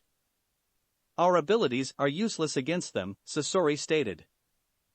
"They can easily destroy puppets, which compose most of my students' arsenal and my own. You're only good at close combat. Against an intangible opponent, you're nothing. I suppose that your female and older counterparts are also struggling with the third member of this trio. We don't know how their abilities work and we are trapped with them. I tried to break the barrier, but nothing worked. We need to reunite and leave this world. I don't know who they are, but dash." Suddenly, the whole hotel's facade crumbled as a monstrous, armored blue arm punched through it. Avoiding the projected debris, Sasori soon found himself in front of Tsukiyomi, who punched him in the head. The puppeteer dropped Naruto and his werfox counterpart in the air. Fortunately, the beast caught him with his tail before grabbing a part of the hotel still standing. Amaterasu was flying at them on his fan. Naruto cursed. "It's officially the worst day in my short life." "Mine too," his companion said, before avoiding a kunai thrown at them. Spitting blood, Naruto tried to stand, and succeeded with a lot of effort. Naruto-sensei was unconscious next to her, and a purple barrier was right behind them. "Why am I so weak?" she muttered to herself. A sinister chuckle answered her question. A blue giant slowly advanced toward the duo. Naruto put herself before her teacher in a protective manner. Attaching her last explosive tags to two kunai, the young girl threw them at Susanoo. They exploded on his strange armor, but it didn't even slow the masked man down. With a sense of despair, the demon container started throwing everything she had. Kunai, shuriken, smoke bombs, the armor stopped everything. Susanoo continued his advance. In an insane show of courage, Naruto picked up a kunai lying on the ground and charged at the masked man, who didn't stop moving. The blue giant's palm, however, slapped the girl at full speed and sent her crashing into the barrier. As her vision blurred, she tried to stand once more, but failed. Her limbs weren't responding to her command anymore. She cried. I must move." "And you will," the Kyuubi's voice whispered in her head. Suddenly, as a feeling of omnipotence filled her mind, Naruto's limbs moved once more. A cloak of red chakra covered her body, and one long tail formed on her back. "Go on." Charging at a blinding speed, the Jinchuriki punched the blue giant's belly right before Susanu's face. The immense armor stopped advancing, and the masked man eyed her with scorn. Congratulations. I'm pissed now. The azure creature tried to squash her like a bug, but she avoided the attack and ran behind the armor, clawing his back, without much effect. Susanoo stopped walking, before swirling. The blue monster followed his movements, and his balancing hands almost hit Naruto, who jumped. Twisting her body, the young girl sent her tail to smash the armor's helmet. It went backward, before head-butting her. The shock sent her crashing into the purple barrier again. Then the monster's hand caught her out of the air and slammed her to the ground. Releasing her, the monster then squashed her body with his two fists, one after the other, again and again. The blows shattered the earth and her bones along the way. As she sensed her body being broken faster than being healed by the Kyuubi's chakra, Naruto heard the Kyuubi screaming in the back of her mind. The Biju's voice ceased to resonate in her mind, the red chakra disappeared, and a huge hand grabbed her bruised, bleeding carcass. The Kyuubi won't help you, her opponent declared. A brutal enough beating, and it backs down to its fox house. It will be stunned for hours, if not days. He locked eyes with Naruto. You do realize you're a dead child, of course? Naruto didn't respond. Her broken jaw didn't make it possible for her to answer. I can see your whole life in your eyes, Susanoo declared. You were born with nothing, and you worked all of your life to earn what little power you have. But no matter how much you try to claw your way to greatness, true talent will never be within your reach. And do you know why? He asked, as the blue hand brought her uncomfortably close to his face. Because true power is earned at birth. It's a divine right, given by blood. He touched his mask with his fingers. I was born with a great destiny. I was born with my clan's legacy, and the duty to destroy its enemies. You were born with the curse of the Uzumaki in your veins, with the fate of being Konoha's sacrifice. Your struggle to escape this reality is as meaningless as trying to defy the sun, don't you understand? Your clan might have been strong, but it fell. The Senju, your cousins, were strong, but they died, while I survived. Uchiha and Senju were destined to fight until one bloodline died, and yours will. Naruto screamed as the chakra hand started to crush her bones. Susanoo's eyes were completely emotionless. Sleep now. Accept the inevitable. Her vision blurred again. You talk too much. She heard an explosion, and the monster's hand released her. Before falling unconscious, she sensed a pair of arms rescuing her. As Naruto retreated with Naruto in his arms, the rest of his clones rammed another dozen Rasengan into Susanoo's blue monster. The creature trembled, but seemed unhurt. Its master glared at the vessel. I can't be stopped. I cannot be slowed down. Not by you, not by anyone. The creature swung its arms, wiping out the clones. Barely avoiding a punch, Naruto ran around, putting as much distance as possible between Susanoo and him. The man pursued him, and the monster followed. But with the added weight of Naruto and his broken ribs, Naruto couldn't distance the masked man, who caught up with him. You cannot escape me. A projectile hit the monster in the head, before exploding. Both the creature and its master stopped moving, and Susanoo raised his head. Then a flash bomb exploded. Arg! Susanoo roared as he shielded his eyes with his hand, damaged by the light. Yeah! A blonde puppeteer shouted as he landed on the ground, his warfox mount very much wounded and bleeding. I knew it. Basic stuff is the best. Naruto-san, a Sasori without his blade wings, said as he jumped beside them, avoiding a fireball. Perhaps it is time to leave this world. Naruto nodded. For where? Anywhere but here. His puppeteer counterpart yelled as Susanoo's teammates flew toward them. Naruto closed his eyes and concentrated. In a flash of light, the 5 of them vanished. No! Tsukiyomi roared as his praise disappeared. No! No! No! He landed on the ground, his armored counterpart behind him. It can't be possible. Possible. This hellion. Susanoo muttered as his eyes flared with fury. I will skin him alive. The deceiver glared at his twin. Why did you attack? We could have made them our allies. The little boy attacked you first. Susanoo replied. It was self-defense. And when the puppeteer realized I was controlling Kabuto's corpse, I thought they wouldn't listen to your propositions anymore. He was just a tool for the puppeteer, and betrayed him in his homeworld. I could have invented a story to explain his actions. Well, I have learned from my failure at trying to manipulate Nagato that subtlety doesn't always pay off. He said. Sometimes, myself, we must take actions instead of hiding. Why offer a partnership when we can simply force him to obey us? Please, you two, calm down, Amaterasu interrupted the argument. Each minute spent bickering is one they use to distance us. Our travel already takes more time than their own, since we have to manually navigate through the way the traveler creates between worlds. We need to hurry if we want to keep our advantage. Tsukiyomi calmed down, and Susanoo too. The third member of the trio was right.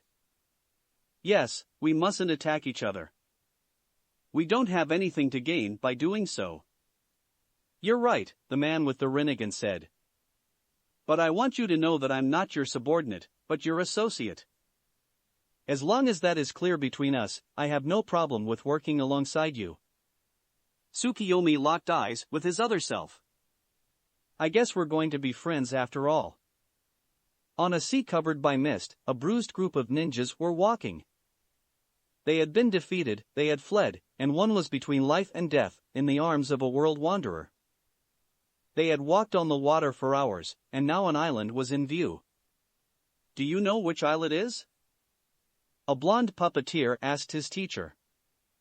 No, he answered. I do, a teenager said. Where are we then? A boy with 3 voices inside of his head asked. His older twin looked at an unfinished bridge on the horizon. It's the land of waves. Chapter 6, First Wave. Once upon a time, Tsunami had seen the land of waves as a peaceful island, a little paradise near the land of fire. She had walked in streets with healthy and happy people, and seen life in this village. But instead of a heaven, this land of waves was now a hell. Its citizens were miserable, crime was rampant, and the streets were dirty. It was an all-around foxhole, the playground of Gato's goons. Poverty was everywhere, people were despaired, and the economy was crumbling. As long as the bridge wasn't finished, things would stay like that. Her father had left for Konoha, in hope of receiving the village's help, but she didn't know if they would accept. Walking through the streets, she stopped when she noticed a strange group talking to the village's innkeeper in front of his public house. Tsunami never saw them around, and they were, well, bruised, like they had been on the bad end of a thrashing. They were 5, for seemed to be of the same family, in fact, and very young. 3 were simply children, the 2 others were teenagers. The only girl of the group was in the worst shape of all, and sleeping in the blonde teenager's arms. From the corner of the street, Tsunami could hear their conversation with the doctor, since there was much shouting involved. Why not? The teenager yelled, his blue eyes flaring with fury. I can't. The doctor said. Gato's men are already living here, and I'm more or less forbidden to help anyone who doesn't work for him. We understand, the redhead said emotionlessly. But you do realize that the girl in my friend's arms is in a critical state, don't you? The man looked at her, and the redhead continued talking. We have a lot of money, we can pay you a lot, enough to leave this island and buy a house in another land. Lot of money? A voice interrupted them. 3 men opened the inn's house, before closing it. Tsunami recognized some of Gato's thugs. One of them smirked and showed the group his sword. "I don't know you, kids, but since you're here, you must pay some tolls to finance law enforcement, you see." The youngsters stayed silent a moment. Shinja-san, the blonde teenager, asked the redhead, "Can you keep Akane for a second, so I can give these people their due?" The other took the younger in his arms. "Make it quick." "Of course." The thug smiled. "I see the dash." A punch in the face sent him fly through the door. Through. His two companions' jaw dropped, and Tsunami watched mesmerized as two swirling spheres appeared in the teenager's palms, who rammed them in the belly of the two goons, who quickly followed their ally. The innkeeper stared at the blonde in shock, who stayed emotionless. "How many goons are currently in your establishment?" About 30. The blonde frowned. "I will be back in a minute," he said before entering the inn. "Yes." The boy in green shouted as he followed. "Bar brawl." "Too much, that's too much," the other boy muttered, holding his head as he entered the inn too. "No. I must." The redhead sighed and eyed the innkeeper. "Mister, if I can give you some advice, close your eyes." "What do?" A window shattered as a man went through it. Tsunami gaped as she heard screams coming from the inside, and her blood froze when a deep voice began a chilling song. "And it's so easy when you're crazy. This is the life, you see. The Kyuubi tips his hat to me. I do it all because I'm crazy. And I do it all for free. Your tears are all the pay I'll ever need." 5 thugs got out of the inn, pushing the proprietor out of the way. "Run the fuck away!" they yelled as the boy in green exited the establishment, a lot of knives in his hands. Target practice," he shouted as he threw his weapons at the fleeing men, hitting 4 of them in the legs, while the 5th managed to escape. The boy seemed disappointed. "Damn, get back here. I'm just trying to cripple you." The teenager, Shinja, locked eyes with the petrified innkeeper. "We're all tired, bruised, and our friend is between life and death, so you must understand that we are rather jumpy. And not particularly patient. Now that Gato's men won't bother you anymore, I assume there is a few rooms left for us, am I wrong?" The man got the hint. "Oh, okay, we're all friends here." The child in green smiled. "Thank you for your help, mister." As the redhead entered the inn, followed by the man and the child, Tsunami thought about her next course of action. These persons were strong, very much skilled, and unaffiliated with Gato. She didn't know what they wanted, but perhaps she had something that would interest them. Even if they didn't look at all like heroes, they might be the saviors the Land of Waves was waiting for. Naruto sat on a chair, next to the bed on which Naruko was sleeping. His puppeteer self was treating her wounds with his medical skills, learned from Kabuto.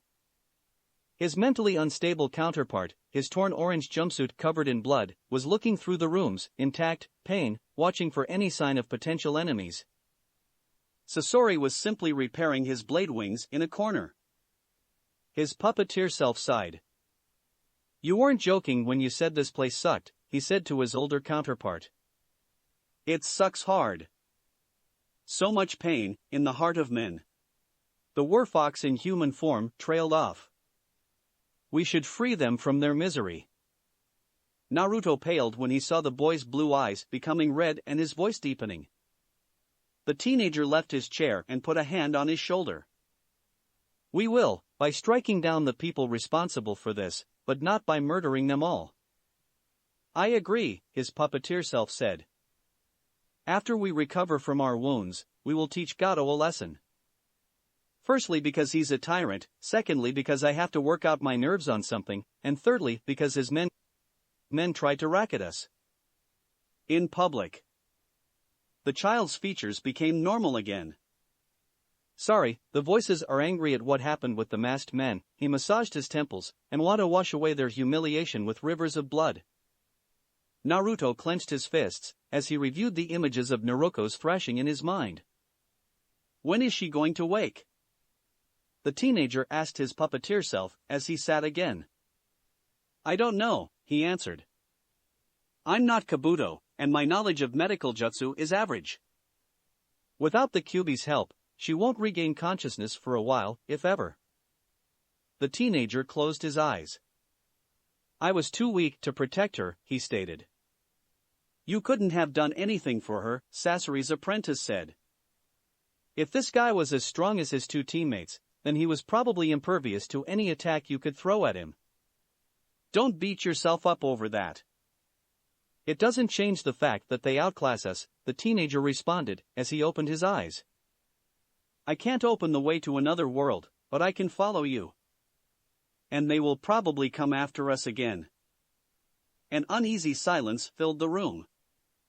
Sasori broke it. Probably not immediately.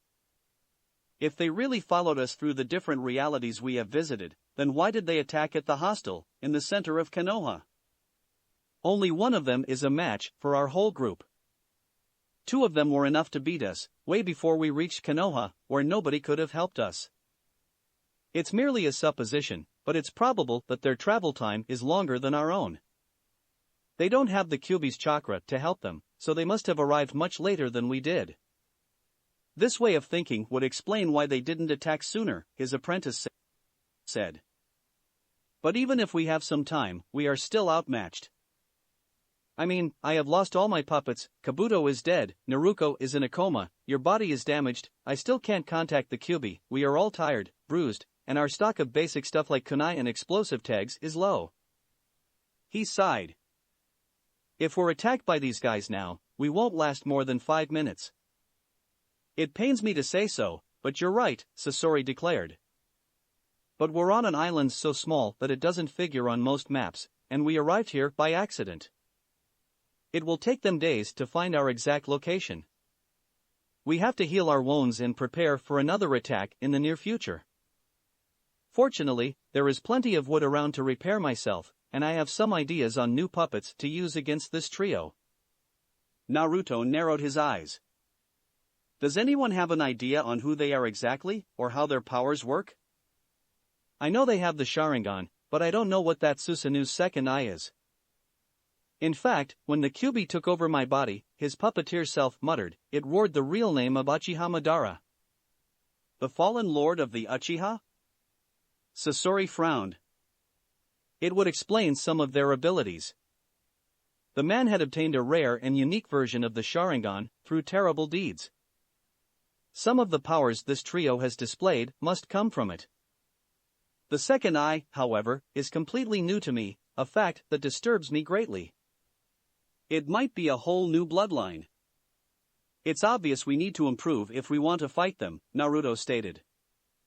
He remembered the Kyuubi's words about Madara, who had fought evenly against the strongest Kage in existence.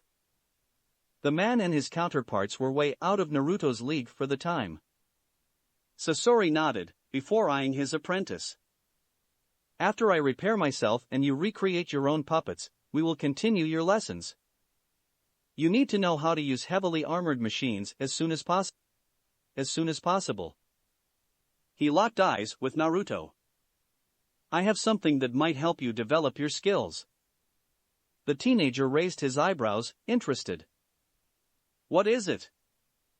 I collected, interesting, scrolls while I was traveling around the world. A few of them contain techniques which you can learn. And me? His insane self asked. I will be your tutor, Naruto answered. Being the only one there with some basic experiences at how using the Kyuubi's chakra, he was the best suited for the job. The werfox in human form nodded approvingly. The voices agree. You're strong, and they respect strength. You know, it's quite creepy, Naruto's puppeteer self muttered. But I'm so tired I won't bother to remark on it. You've been called creepy too, once upon a time, Sasori pointed out. Yes, that's why I'm refraining myself from saying it out loud. He declared. You guys are the closest thing I have to a family, so I don't want to hurt you. I have heard things far worse than creepy, the human werfox responded. Plus it's the truth. I am a monster. Never say that. Naruto's puppeteer self glared at him. You're not a monster, and you will never be. You're a person, not a beast. I have listened to enough stupid people in Konoha, so I'm not going to let their words affect you either. The boy stayed silent. Thank you. It's a pleasure. Yes, the world traveler thought. We have all suffered the same treatment, even I. He still remembered clearly the many times he had been ignored and insulted by people from his village. Never again, he promised. I won't let anyone go through this ordeal alone ever again. The insane Naruto frowned. A woman has entered the hostel. Everyone stared at him. How does she look? Naruto asked. She will knock on the door of our room soon, the boy said. She's unarmed, weak and fragile, and we are hungry. His eyes became red again. A look from his teenage self made him return to a normal state. Sorry. It's nothing, Naruto said as someone did knock at the door. Naruto went to open it, and found himself face to face with a figure of his past. While it had been 3 years since he had seen Tsunami for the last time, she was still the same woman he had known, appearance-wise. She had the same long dark hair, the same black eyes, and the same outfit. She seemed slightly tense. Naruto smiled. Hello, miss. He trailed off. Tsunami. Sideways, he saw his puppeteer self frowning slightly, before correcting his expression. He had already narrated to the group his adventures in the Land of Waves, and of Inari's mother. Kazama Erasure, he said, using his previous alias. What can I do for you? He asked, even if he had a vague idea of what she wanted. Well, I saw you fight Gato's thugs, Tsunami stated, briefly paling when she noticed his insane self's blood-stained clothes, and I was wondering if you were ninjas. The strange orbs you used were jutsu, weren't they? Naruto nodded approvingly. We are indeed ninjas, Miss Tsunami, and not on Gato's payroll. I assume you aren't yourself too? No, she said. In fact, my family is opposed to him. May I come in? Of course, Naruto moved out of the way. Take a chair. Thank you, Tsunami said as she sat next to Naruto's bed. What happened to her? The world traveler frowned. We fought against another ninja team. One of them gave her a sound beating. I see. Excuse me for asking. Don't worry about it, he said. Who are you exactly, and what do you want? Well, she started, I am the daughter of a man named Tazuna. The bridge builder? Sasori asked. I see. You want us to protect him from the assassins Gato will send after him, since the project makes his shipping monopoly useless. Yes, she said. My father has gone to the mainland to recruit ninjas from Konoha, but since their prices are generally high, he will probably have to trick them, or end up with a team probably not strong enough to fight the missing nins working for Gato. I will pay you all I have. She closed her eyes, even myself, if I have to. You won't need to pay us, since your father's protection won't matter in the end, Sasori said. You realize it's only a temporary solution, don't you? If the bridge is still in place and Gato alive, then he will make it explode or something. At best he will try to find another country to oppress, and at worst everything you have done will be crushed. Perhaps, but Gato is one of the most powerful men in the world. He can't be killed so easily. I disagree, Naruto's puppeteer self cut in. He is one of the most powerful civilians in the world, but in terms of international politics, he's nothing. Nobody interrupts his operations because they don't affect any of the ninja villages, and because they have things more important to do than killing such a small fish. We can kill him if you want. Really? She asked, amazed. Yes, and for free, Naruto said. Host us for the time of our stay on this island, and we will kill Gato for you. Tsunami's expression was a mix of disbelief and hope. The woman looked as if she wanted to believe their words, while at the same time years of despair had made her distrusting of them. Why? She asked. Why? He repeated. Gato is a tyrant, and your island is decaying. It's a sufficiently important reason to topple him. Yep, his puppeteer self agreed. That, and I doubt he will leave us alone after we massacred dozens of his men, Sasori added, cynical as ever. As long as I get to kill someone, I'm okay with it. Naruto repressed the urge to glare at the possessed boy, even if he knew he couldn't control himself. Tsunami paled and locked eyes with the werfox in human form, but his traits had become normal again. However, Naruto said, if you're going to enlist us, I would like you to make sure that word of our staying on this island doesn't spread. We have attracted the attention of worse individuals than Gato, and they will probably attack the land of waves if they learn we're here. I'm willing to take the risk, she declared. And honestly, no info ever gets out of waves. Gato has made it clear that anyone speaking about the situation would end up at the bottom of the sea. Naruto nodded. We have a deal then? Yes, she confirmed, before eyeing his comrades. What are your names? The woman asked. Chibaku Arashur, his puppeteer self responded. The girl is my sister, Akane Arashur. Shinja Takano, Sasori said. Kitsune Arashur, the boy muttered, after a short silence. Somehow, Naruto had the feeling that the Kyuubi had whispered this alias in its vessel's mind. Tsunami smiled.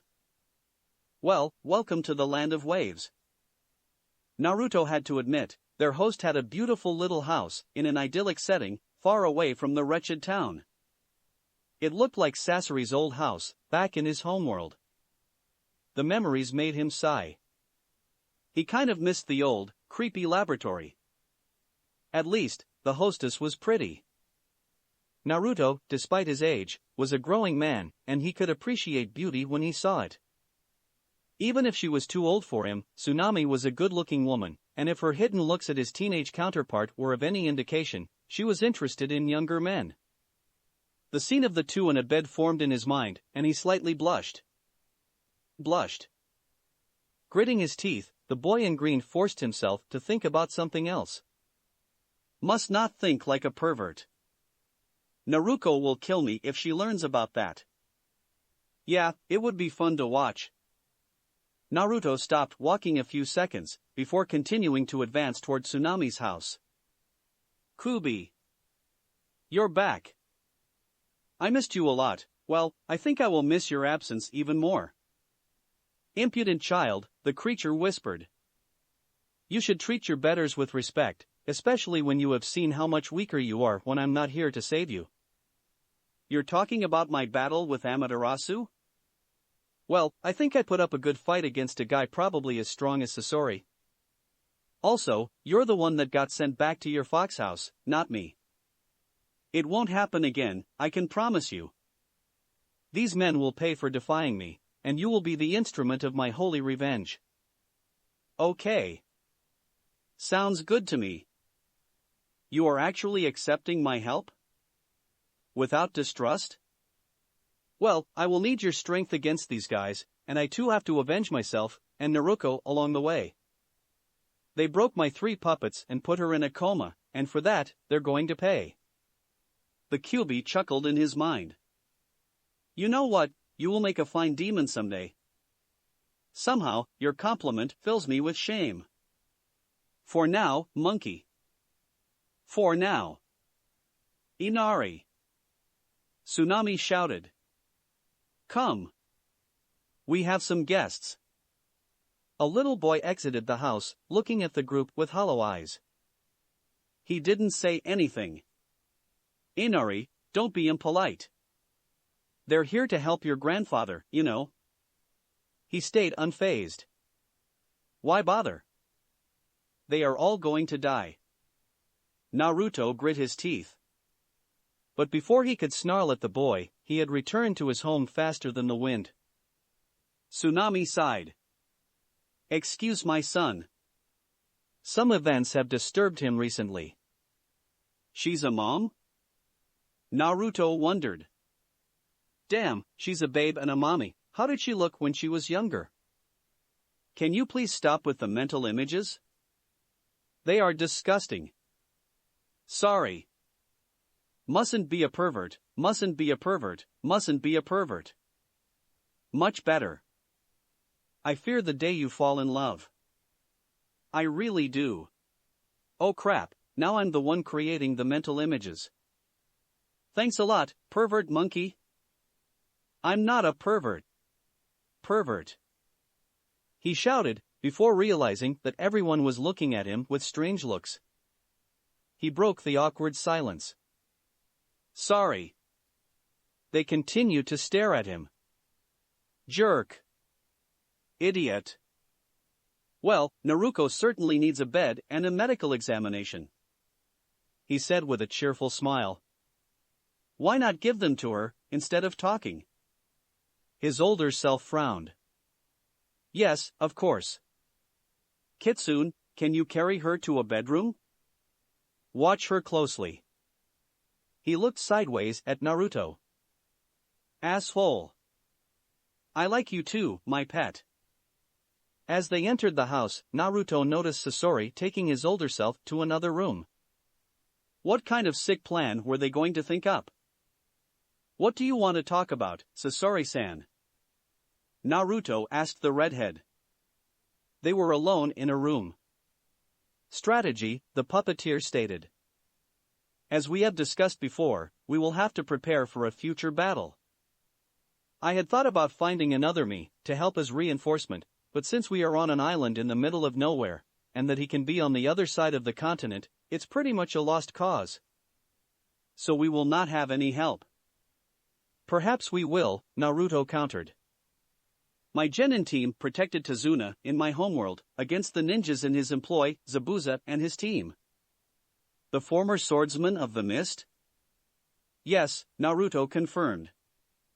Gato betrayed him and his acolyte Haku, leading to their death. I see.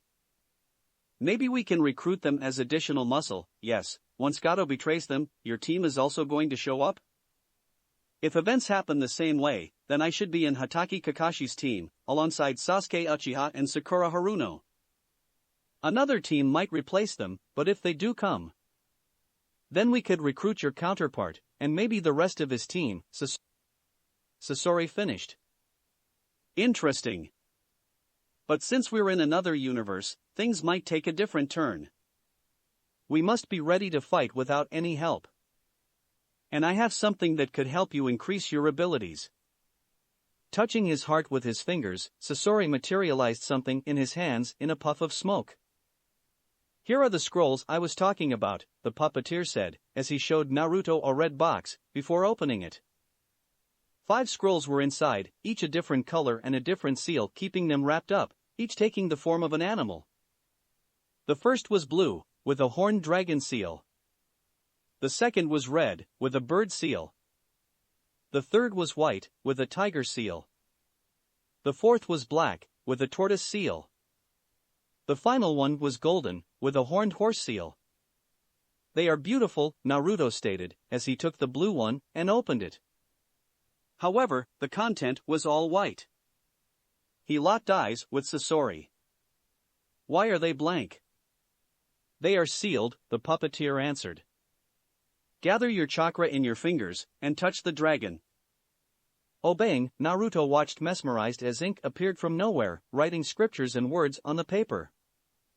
While he didn't know the language, the world traveler could read it, instinctively. He gaped. They are techniques. Not any techniques, Sasori smirked. They are the Uzumaki clan's secret arts, the leftover legacy of Uzushiogakure. Naruto's eyes widened. My clan's secret techniques? Like the Nara shadow techniques? Not only, the missing Nin answered. They contain the knowledge the clan gathered during its long existence. Jutsu, genjutsu, and how to use their bloodline. The blonde's jaw dropped. My clan has a bloodline? Yes, or more precisely, a unique chakra that all Uzumaki have. I will explain that later. Anyway, these 5 scrolls are unique and are a miniature library. You should find many ways to fight this Uchiha trio in the future. Yes, Naruto agreed, as he read a portion of text explaining how to use genjutsu using the voice as a vector. But how did you get your hands on these? That, my friend, is a long story. But since we have some time before us, why not telling it in its entirety? He sat on the ground. Naruto nodded, imitating the puppeteer. It's linked to the story of my clan, isn't it? Yes, though since you come from a different world, it might be different. Naruto though about that. You know, Sasori, I was thinking about something about the different universes I have traveled in. The man observed him, silently demanding him to continue. All the worlds I have seen more or less look the same, on a global scale, he explained. I mean, the major events had happened, if slightly differently. Konoha had the same Hokages, the Uchiha clan has been massacred, the Kyuubi used the caged bird seal, the Kyuubi attacked the village, Orochimaru left, your other self more or less acted like you, the changes are details. The details are somewhat important, Sasori said. The reasons behind the destruction of the Uchiha clan vary widely. Even if Itachi is still the main architect of the massacre, Konoha's help is an important factor. Yes, but the details snowball, Naruto responded. A drunk shouting led to your meeting with one of my counterpart, while my insane self-attempt at befriending Hinata led to a tragedy. A few choices and decisions have changed the face of the world. Perhaps it is how the worlds are created? Sasori nodded. If each choice, each possibility shapes a new universe, then even the decision of lifting a finger creates a new one. If different choices collide, then history can barely change, or take new path. If Naruto's parents decided to conceive her at another time than you, then it explains the sex difference. Or a little kunai, thrown seconds before another, might explain why Akatsuki evolved differently. If the one destined to corrupt the organization had been removed accidentally, the possibilities are endless. Perhaps a slight change in behavior saved your teammates from Orochimaru in another universe, or led to your death. Naruto though about that. Then what am I? If I can travel between the realities. Sasori frowned. You were not meant to exist. It's only a supposition, but we are an alien presence in a universe where we shouldn't be. We are a paradox, the citizens of an alternate universe influencing another, screwing around with fate itself. I don't know what are the possible consequences of our staying, but we should be wary. If there is some kind of force behind the creation of new universes, perhaps we will attract its attention, and I honestly don't know what will happen then. Naruto closed his eyes. Anyway, it's merely a supposition. Perhaps there isn't an endless number of universes, simply a finite number created by gods or forming accidentally, but it doesn't change the fact that many things do not differ from one world to another. So can you explain the history behind these scrolls? Events might have happened the same way in my homeworld, since I never heard anything about my clan, or about Uzumaki for the matter. Sasori nodded. It doesn't surprise me, since they have been eradicated to near extinction. The Uzumaki clan was a distant relative of the Senju, who founded Konoha alongside the Uchiha. After Konoha's construction, they created their own village, Uzumaki, on an island near the coast, today at the bottom of the sea. The Uzumaki clan was rather small, less than 300 members at their prime, but they were known for two things: their extensive knowledge of sealing techniques and their extremely potent chakra. The second gave them an important longevity and an incredible constitution, and the first allowed them to create the first Jinchuriki. Naruto's jaw dropped. What?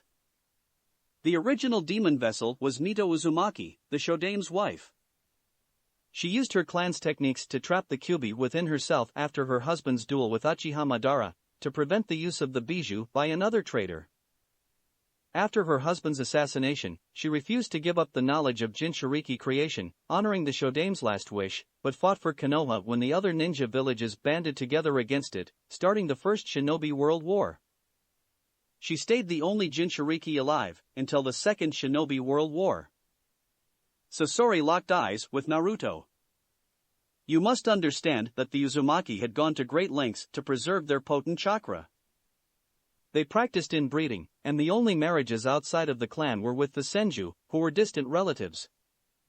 While their chakra preserved them from most of the problems caused by inbreeding, like mental instability, it didn't help their fertility. The clan was small and isolationist. So when Kiri attacked them at the beginning of the Second World War, they were grossly outnumbered. 1 to 20, in fact. Uzushiogakure was the Land of Fire's coastal defense, in exchange for material, Sasori explained. They were the perfect buffer to stop Kiri, so it attacked them with the intent of destroying that nuisance, permanently. A vast fleet invaded the village by surprise, while Suna attacked Konoha on the mainland. An organization now known as the Seven Swordsmen of the Mist was created at that time to exterminate the Uzumaki clan and its potent chakra. They almost succeeded. Assassins hunted down the survivors until the last members could be counted on the fingers of one hand. I suppose Mito was less than pleased, Naruto guessed. She was furious, Sasori confirmed the probable understatement of the century. She went berserk with the Kyuubi's power and destroyed the fleet, before sinking her island to prevent it from falling into Kiri's possession. Unfortunately, the invaders had stolen some parts of the village's knowledge on sealing, which spread to the whole ninja world, giving birth to modern sealing and to new types of Jinchuriki. The new seals were original creations, however, adapted from incomplete arrays. The new Jinchuriki were far more unstable than Mito. A few stray memories rushed through Naruto's mind, as he remembered his battle with Gaara during the Chunin exam. The Kyuubi's vessel had thought himself as the norm, while it seemed he was instead the exception to the rule. Despite everything, Sasori continued, Mito refused to reveal her knowledge. She instead taught her arts to a survivor saved by Konoha, your mother, Kushina Uzumaki, before transferring the Kyuubi to her. Kushina taught sealing to Minato, while the Sandame, Jiraiya and Orochimaru reached their level by studying extensively the field and the theory behind it. However, modern sealing is simply the shadow of the Uzumaki's art. Naruto nodded. I assume these scrolls had been stolen during Kiri's attack? Yes, the puppeteer confirmed. But unlike the rest, they were useless. Only the chakra of an Uzumaki clansman can make the words appear on the paper, and only an Uzumaki clansman can read the language. Kiri kept their existence a secret, but I successfully stole them in the wake of the Mist's civil war. He posed the 5 scrolls on the floor. From what I know, each one contains unique techniques created by the village as a whole, like Konoha's Forbidden Scroll. The creatures on the seal represent the element the techniques are linked to. He pointed to them with his index finger. Fire, he said as he pointed to the red scroll with the bird seal. Wind, he pointed to the white scroll with the tiger seal. Lightning, he pointed to the blue scroll with the dragon seal. Earth, he pointed to the golden scroll with the horned horse seal. Water, he pointed to the black scroll with the tortoise seal. Also, they contain other unique styles of taijutsu, genjutsu, sealing. They are Uzumaki's most precious treasure, and your legacy. I intended to offer them to my disciple once he had finished his apprenticeship as a puppeteer, but with a group of Kage-level enemies after us, I think it is the perfect time to use them. Since Kabuto's diagnostic had identified you as oriented toward wind, I think you should begin with the white scroll, but you should also look into the others, if some techniques suit your needs. Naruto nodded. Thanks, Sasori. It's a precious gift. Explain to me how to use the Kage Bunshin and the Rasengan, and we're even. The vessel smiled. Of course, he said as he took the scrolls and hid them under his cape. Can you elaborate on the part about my clan's bloodline?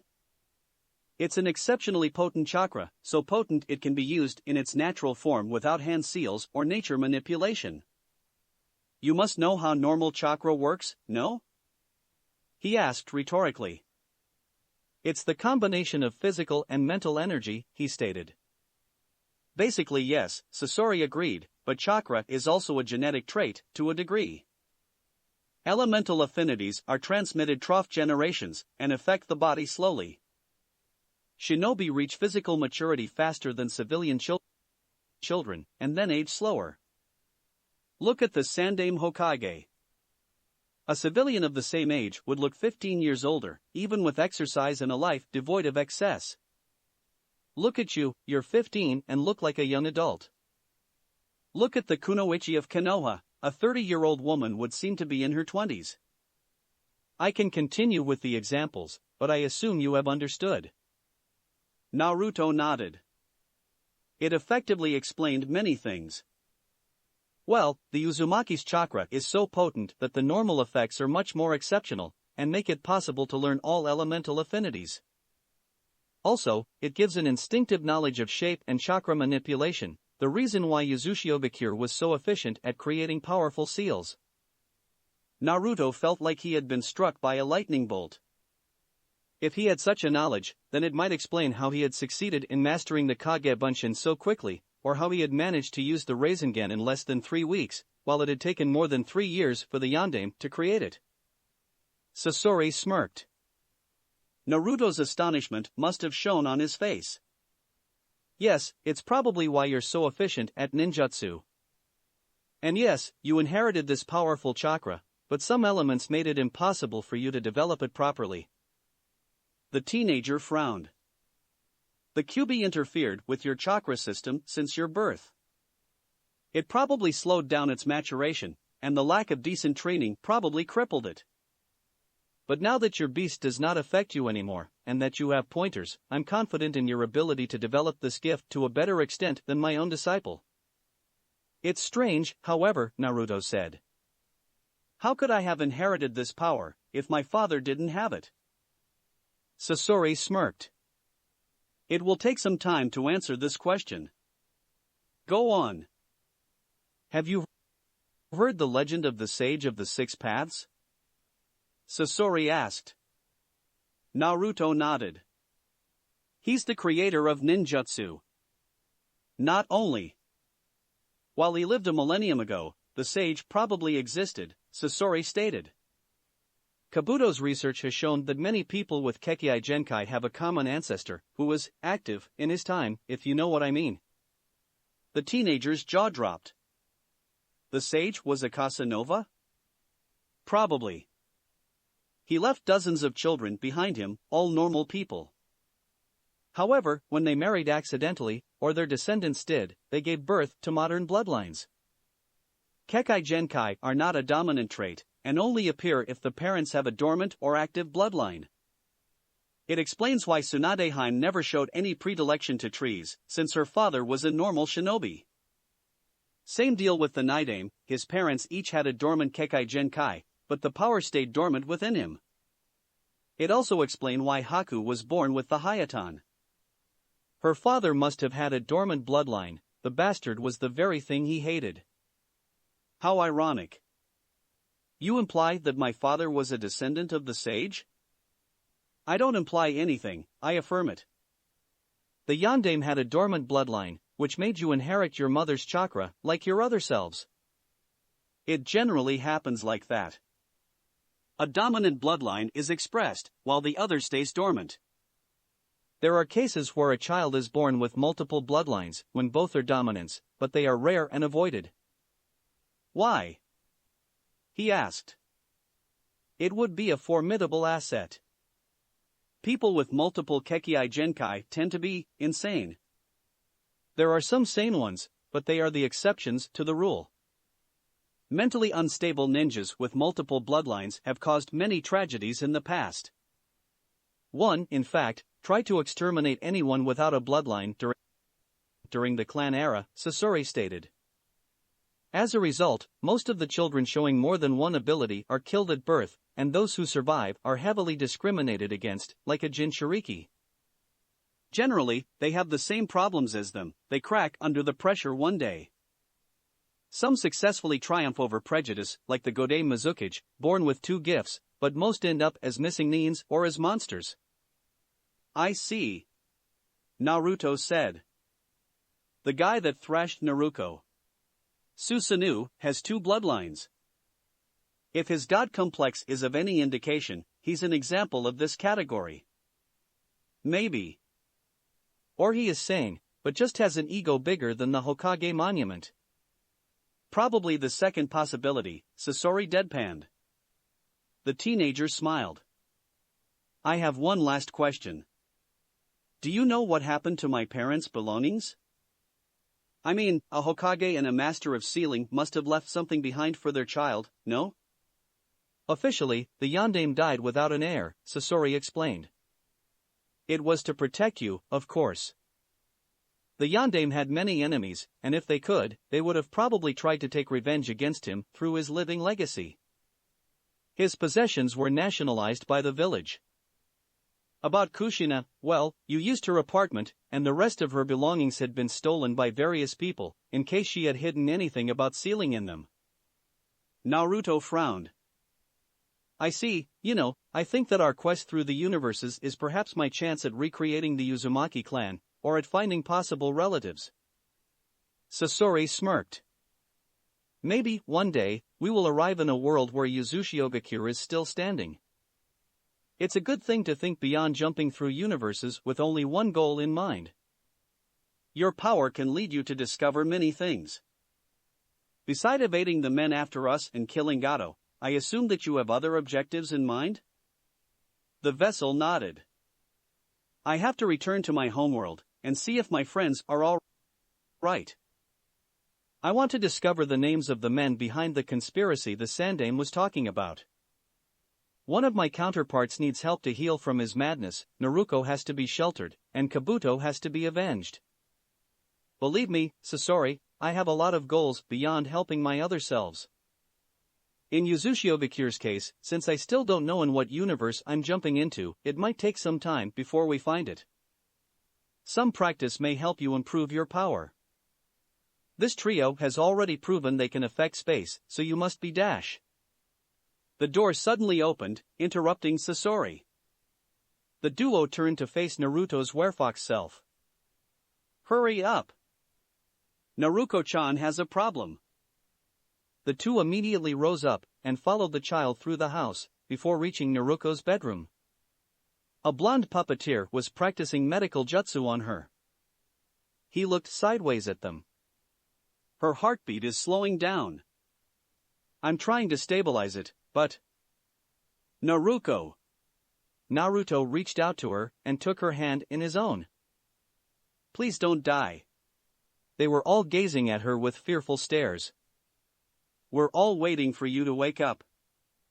Tears began to roll from his eyes as he sensed her fingers move. Naruko was alone in a dark sewer. She was lying on rippling water, her eyes closed, before a giant cage. 2 gigantic eyes were gazing at her, like 2 red moons in a black night. All around them, the walls were damaged, broken. When are you going to awaken? The Kyuubi asked her. The girl didn't respond, but opened her eyes. They are all waiting for you to return to consciousness, the bijou declared as images formed in the darkness. She saw her sensei watching over her, her insane self and Sasori beside him. Her puppeteer self was treating her with medical chakra, with obvious worry in his eyes. You can, if you have the will to do so. Her surroundings twisted, and the sewer transformed into a black, angry sea. She saw Susanoo rising from the dark water, laughing at her. You? Waking up? You weren't able to protect your twin from me, you weren't even able to protect yourself. The apparition narrowed his eyes. You're just a pathetic excuse of a warrior. Naruko stayed silent and closed her eyes. You are nothing. The masked man shouted. Do you hear me? Nothing. His voice began to gloat. You're a whelp, trying to fight against what is beyond your skills. You are an ant in a cruel world. Wallow in your misery and abandon hope. Stay asleep in the eternal darkness, where you will always be lonely. Naruto. Stay alone in your dreams, forever. Please don't die. Sleep now, as your end cannot, and will never, be stopped. We're all waiting for you to awake. Opening her eyes, Naruto rose up, and stood over the water facing the illusion. I am not afraid of you. The man's mask cracked slightly, and his mismatched eyes became two red lights. You are. Don't you remember the pain and the despair? Don't you remember? I am your fear. I am your death. I remember, she said. But it doesn't matter. It does. The mirage cracked even more. Why are you resisting? Why are you standing? Why do you persist? Images of her friends appeared beside her, blaring at the illusion. Because they are counting on me. Because they love me. And because I will protect them from you, even at the cost of my life. No!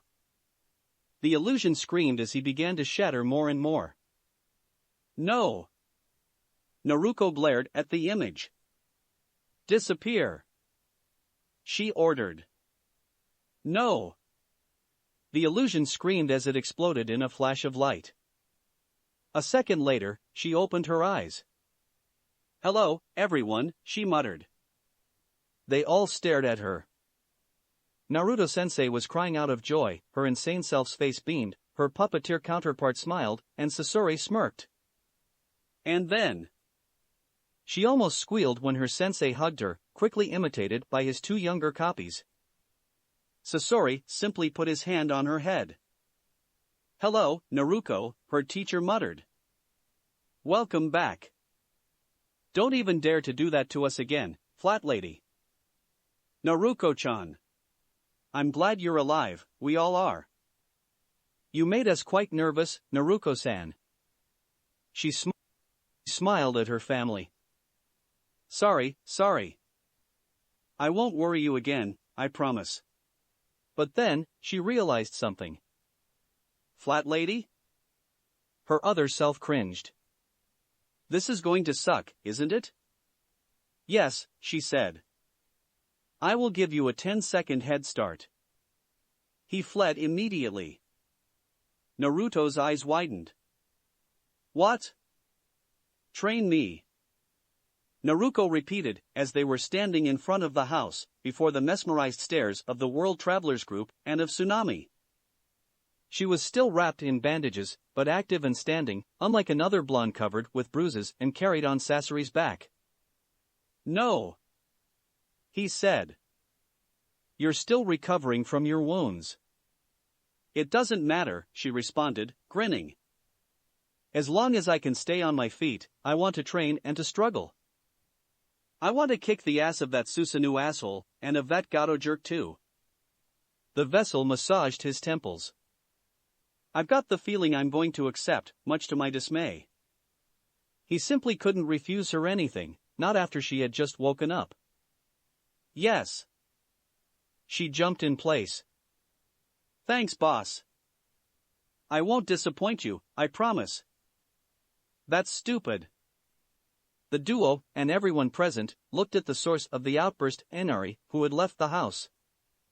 Naruto cringed inwardly, as he realized the boy was going to give them the same lecture about not fighting against Gato that his other self had said to the world traveler.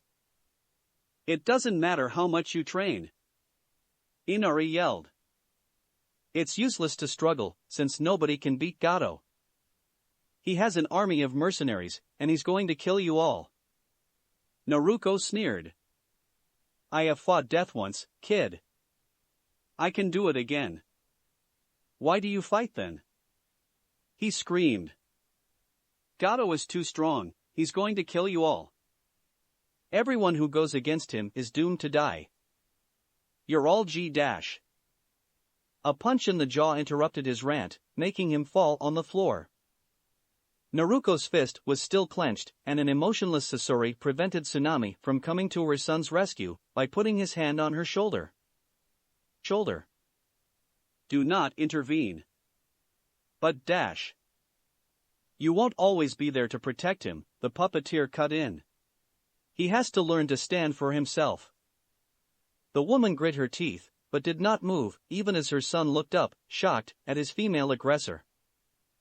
Little boy, Naruto began, while I dislike many things, your kind really takes the cake. I just can't stand cowards like you. You dare to tell us not to fight, when we're trying to help your mother? To say that everyone that goes against the tyrant that's abusing your country is doomed to die? Good news, genius, your mother is opposing him. Is she doomed to die too? She asked, looking down at the boy. Don't fight if you want, but then don't whine if the situation is terrible, since you aren't trying to change it. You know nothing. The child shouted, slightly crying. You act cheerfully because you don't know how life really is. I do. She snarled. And better than you. I don't know your story, but at least you have a mother and a grandfather that love you, and aren't hated by every single human in your hometown. I had been alone and distrusted, until I met my friends. I have fought a man that could shatter walls with his bare hands. So I won't back down against a crime lord who hides behind his men and money. As long as I have a chance to win, I will continue to fight, even against someone out of my league. She locked eyes with Naruto. I don't want to talk to this winner anymore, sensei. Please, can we leave? The vessel nodded. We will go near the coast. Kitsune, come with us. You're going to train with us? She asked the troubled child, who nodded.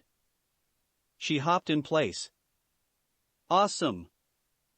As the trio left, Naruto looked sideways at a crying Inari. He hoped the young boy would learn the same lesson about hope that his other self had.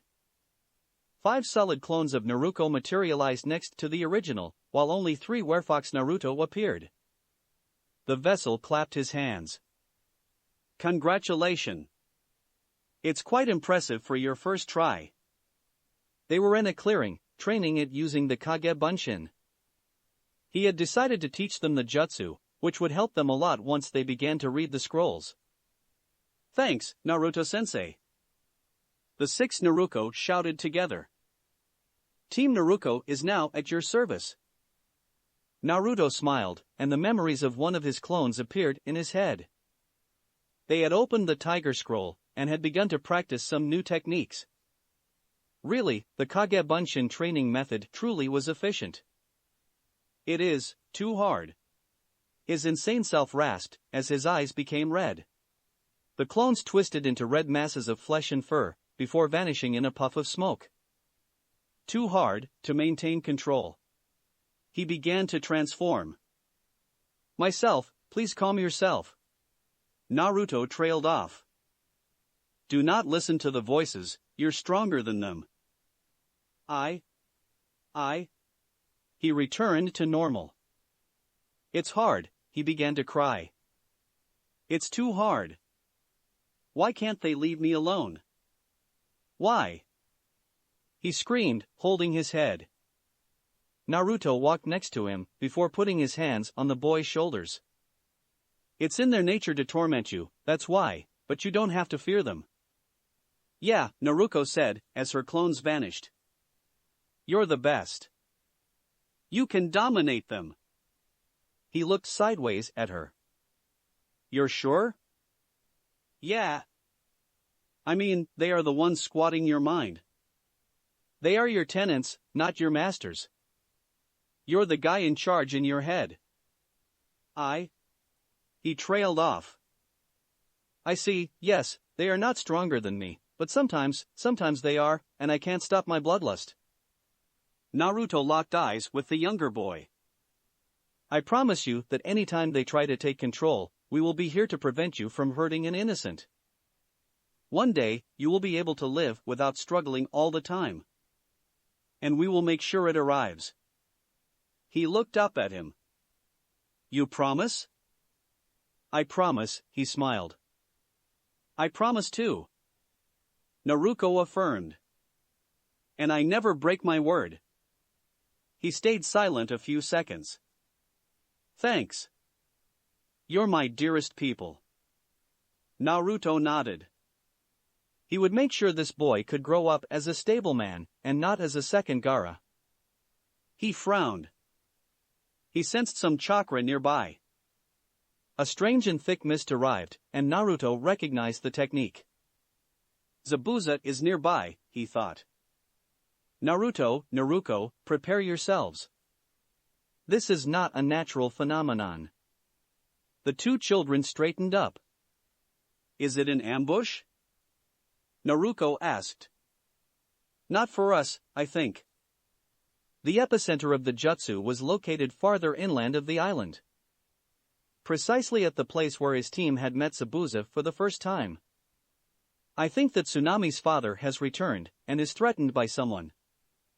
That technique is used for assassinations, he stated. Follow me, and be ready to fight. We're going to rescue him. The two children obeyed, and the trio ran through the woods, reaching a small lake near the town. Hiding behind the trees, they observed carefully the scene unfolding before them. Kakashi and his team were protecting Tazuna, shielding him with their bodies. A gigantic blade was embedded in a tree, and Zabuza was standing on it. Below him, Kisame Hashigake was smiling, swinging Samahata cheerfully. Oh crap! But the most disturbing thing wasn't the presence of an S-rank missing Nin alongside Zabuza, but Team 7. Sasuke and Kakashi were the same as always, but Sakura was wearing orange robes, while Naruto was wearing a green outfit. The Kyuubi's chakra wasn't emanating from Naruto. He wasn't the Kyuubi's Jinchuriki in this universe. Sakura was. That's it for this reading. Hit like and subscribe for a free ticket pass going to the different worlds of anime fanfiction. Looking forward to having you on board again.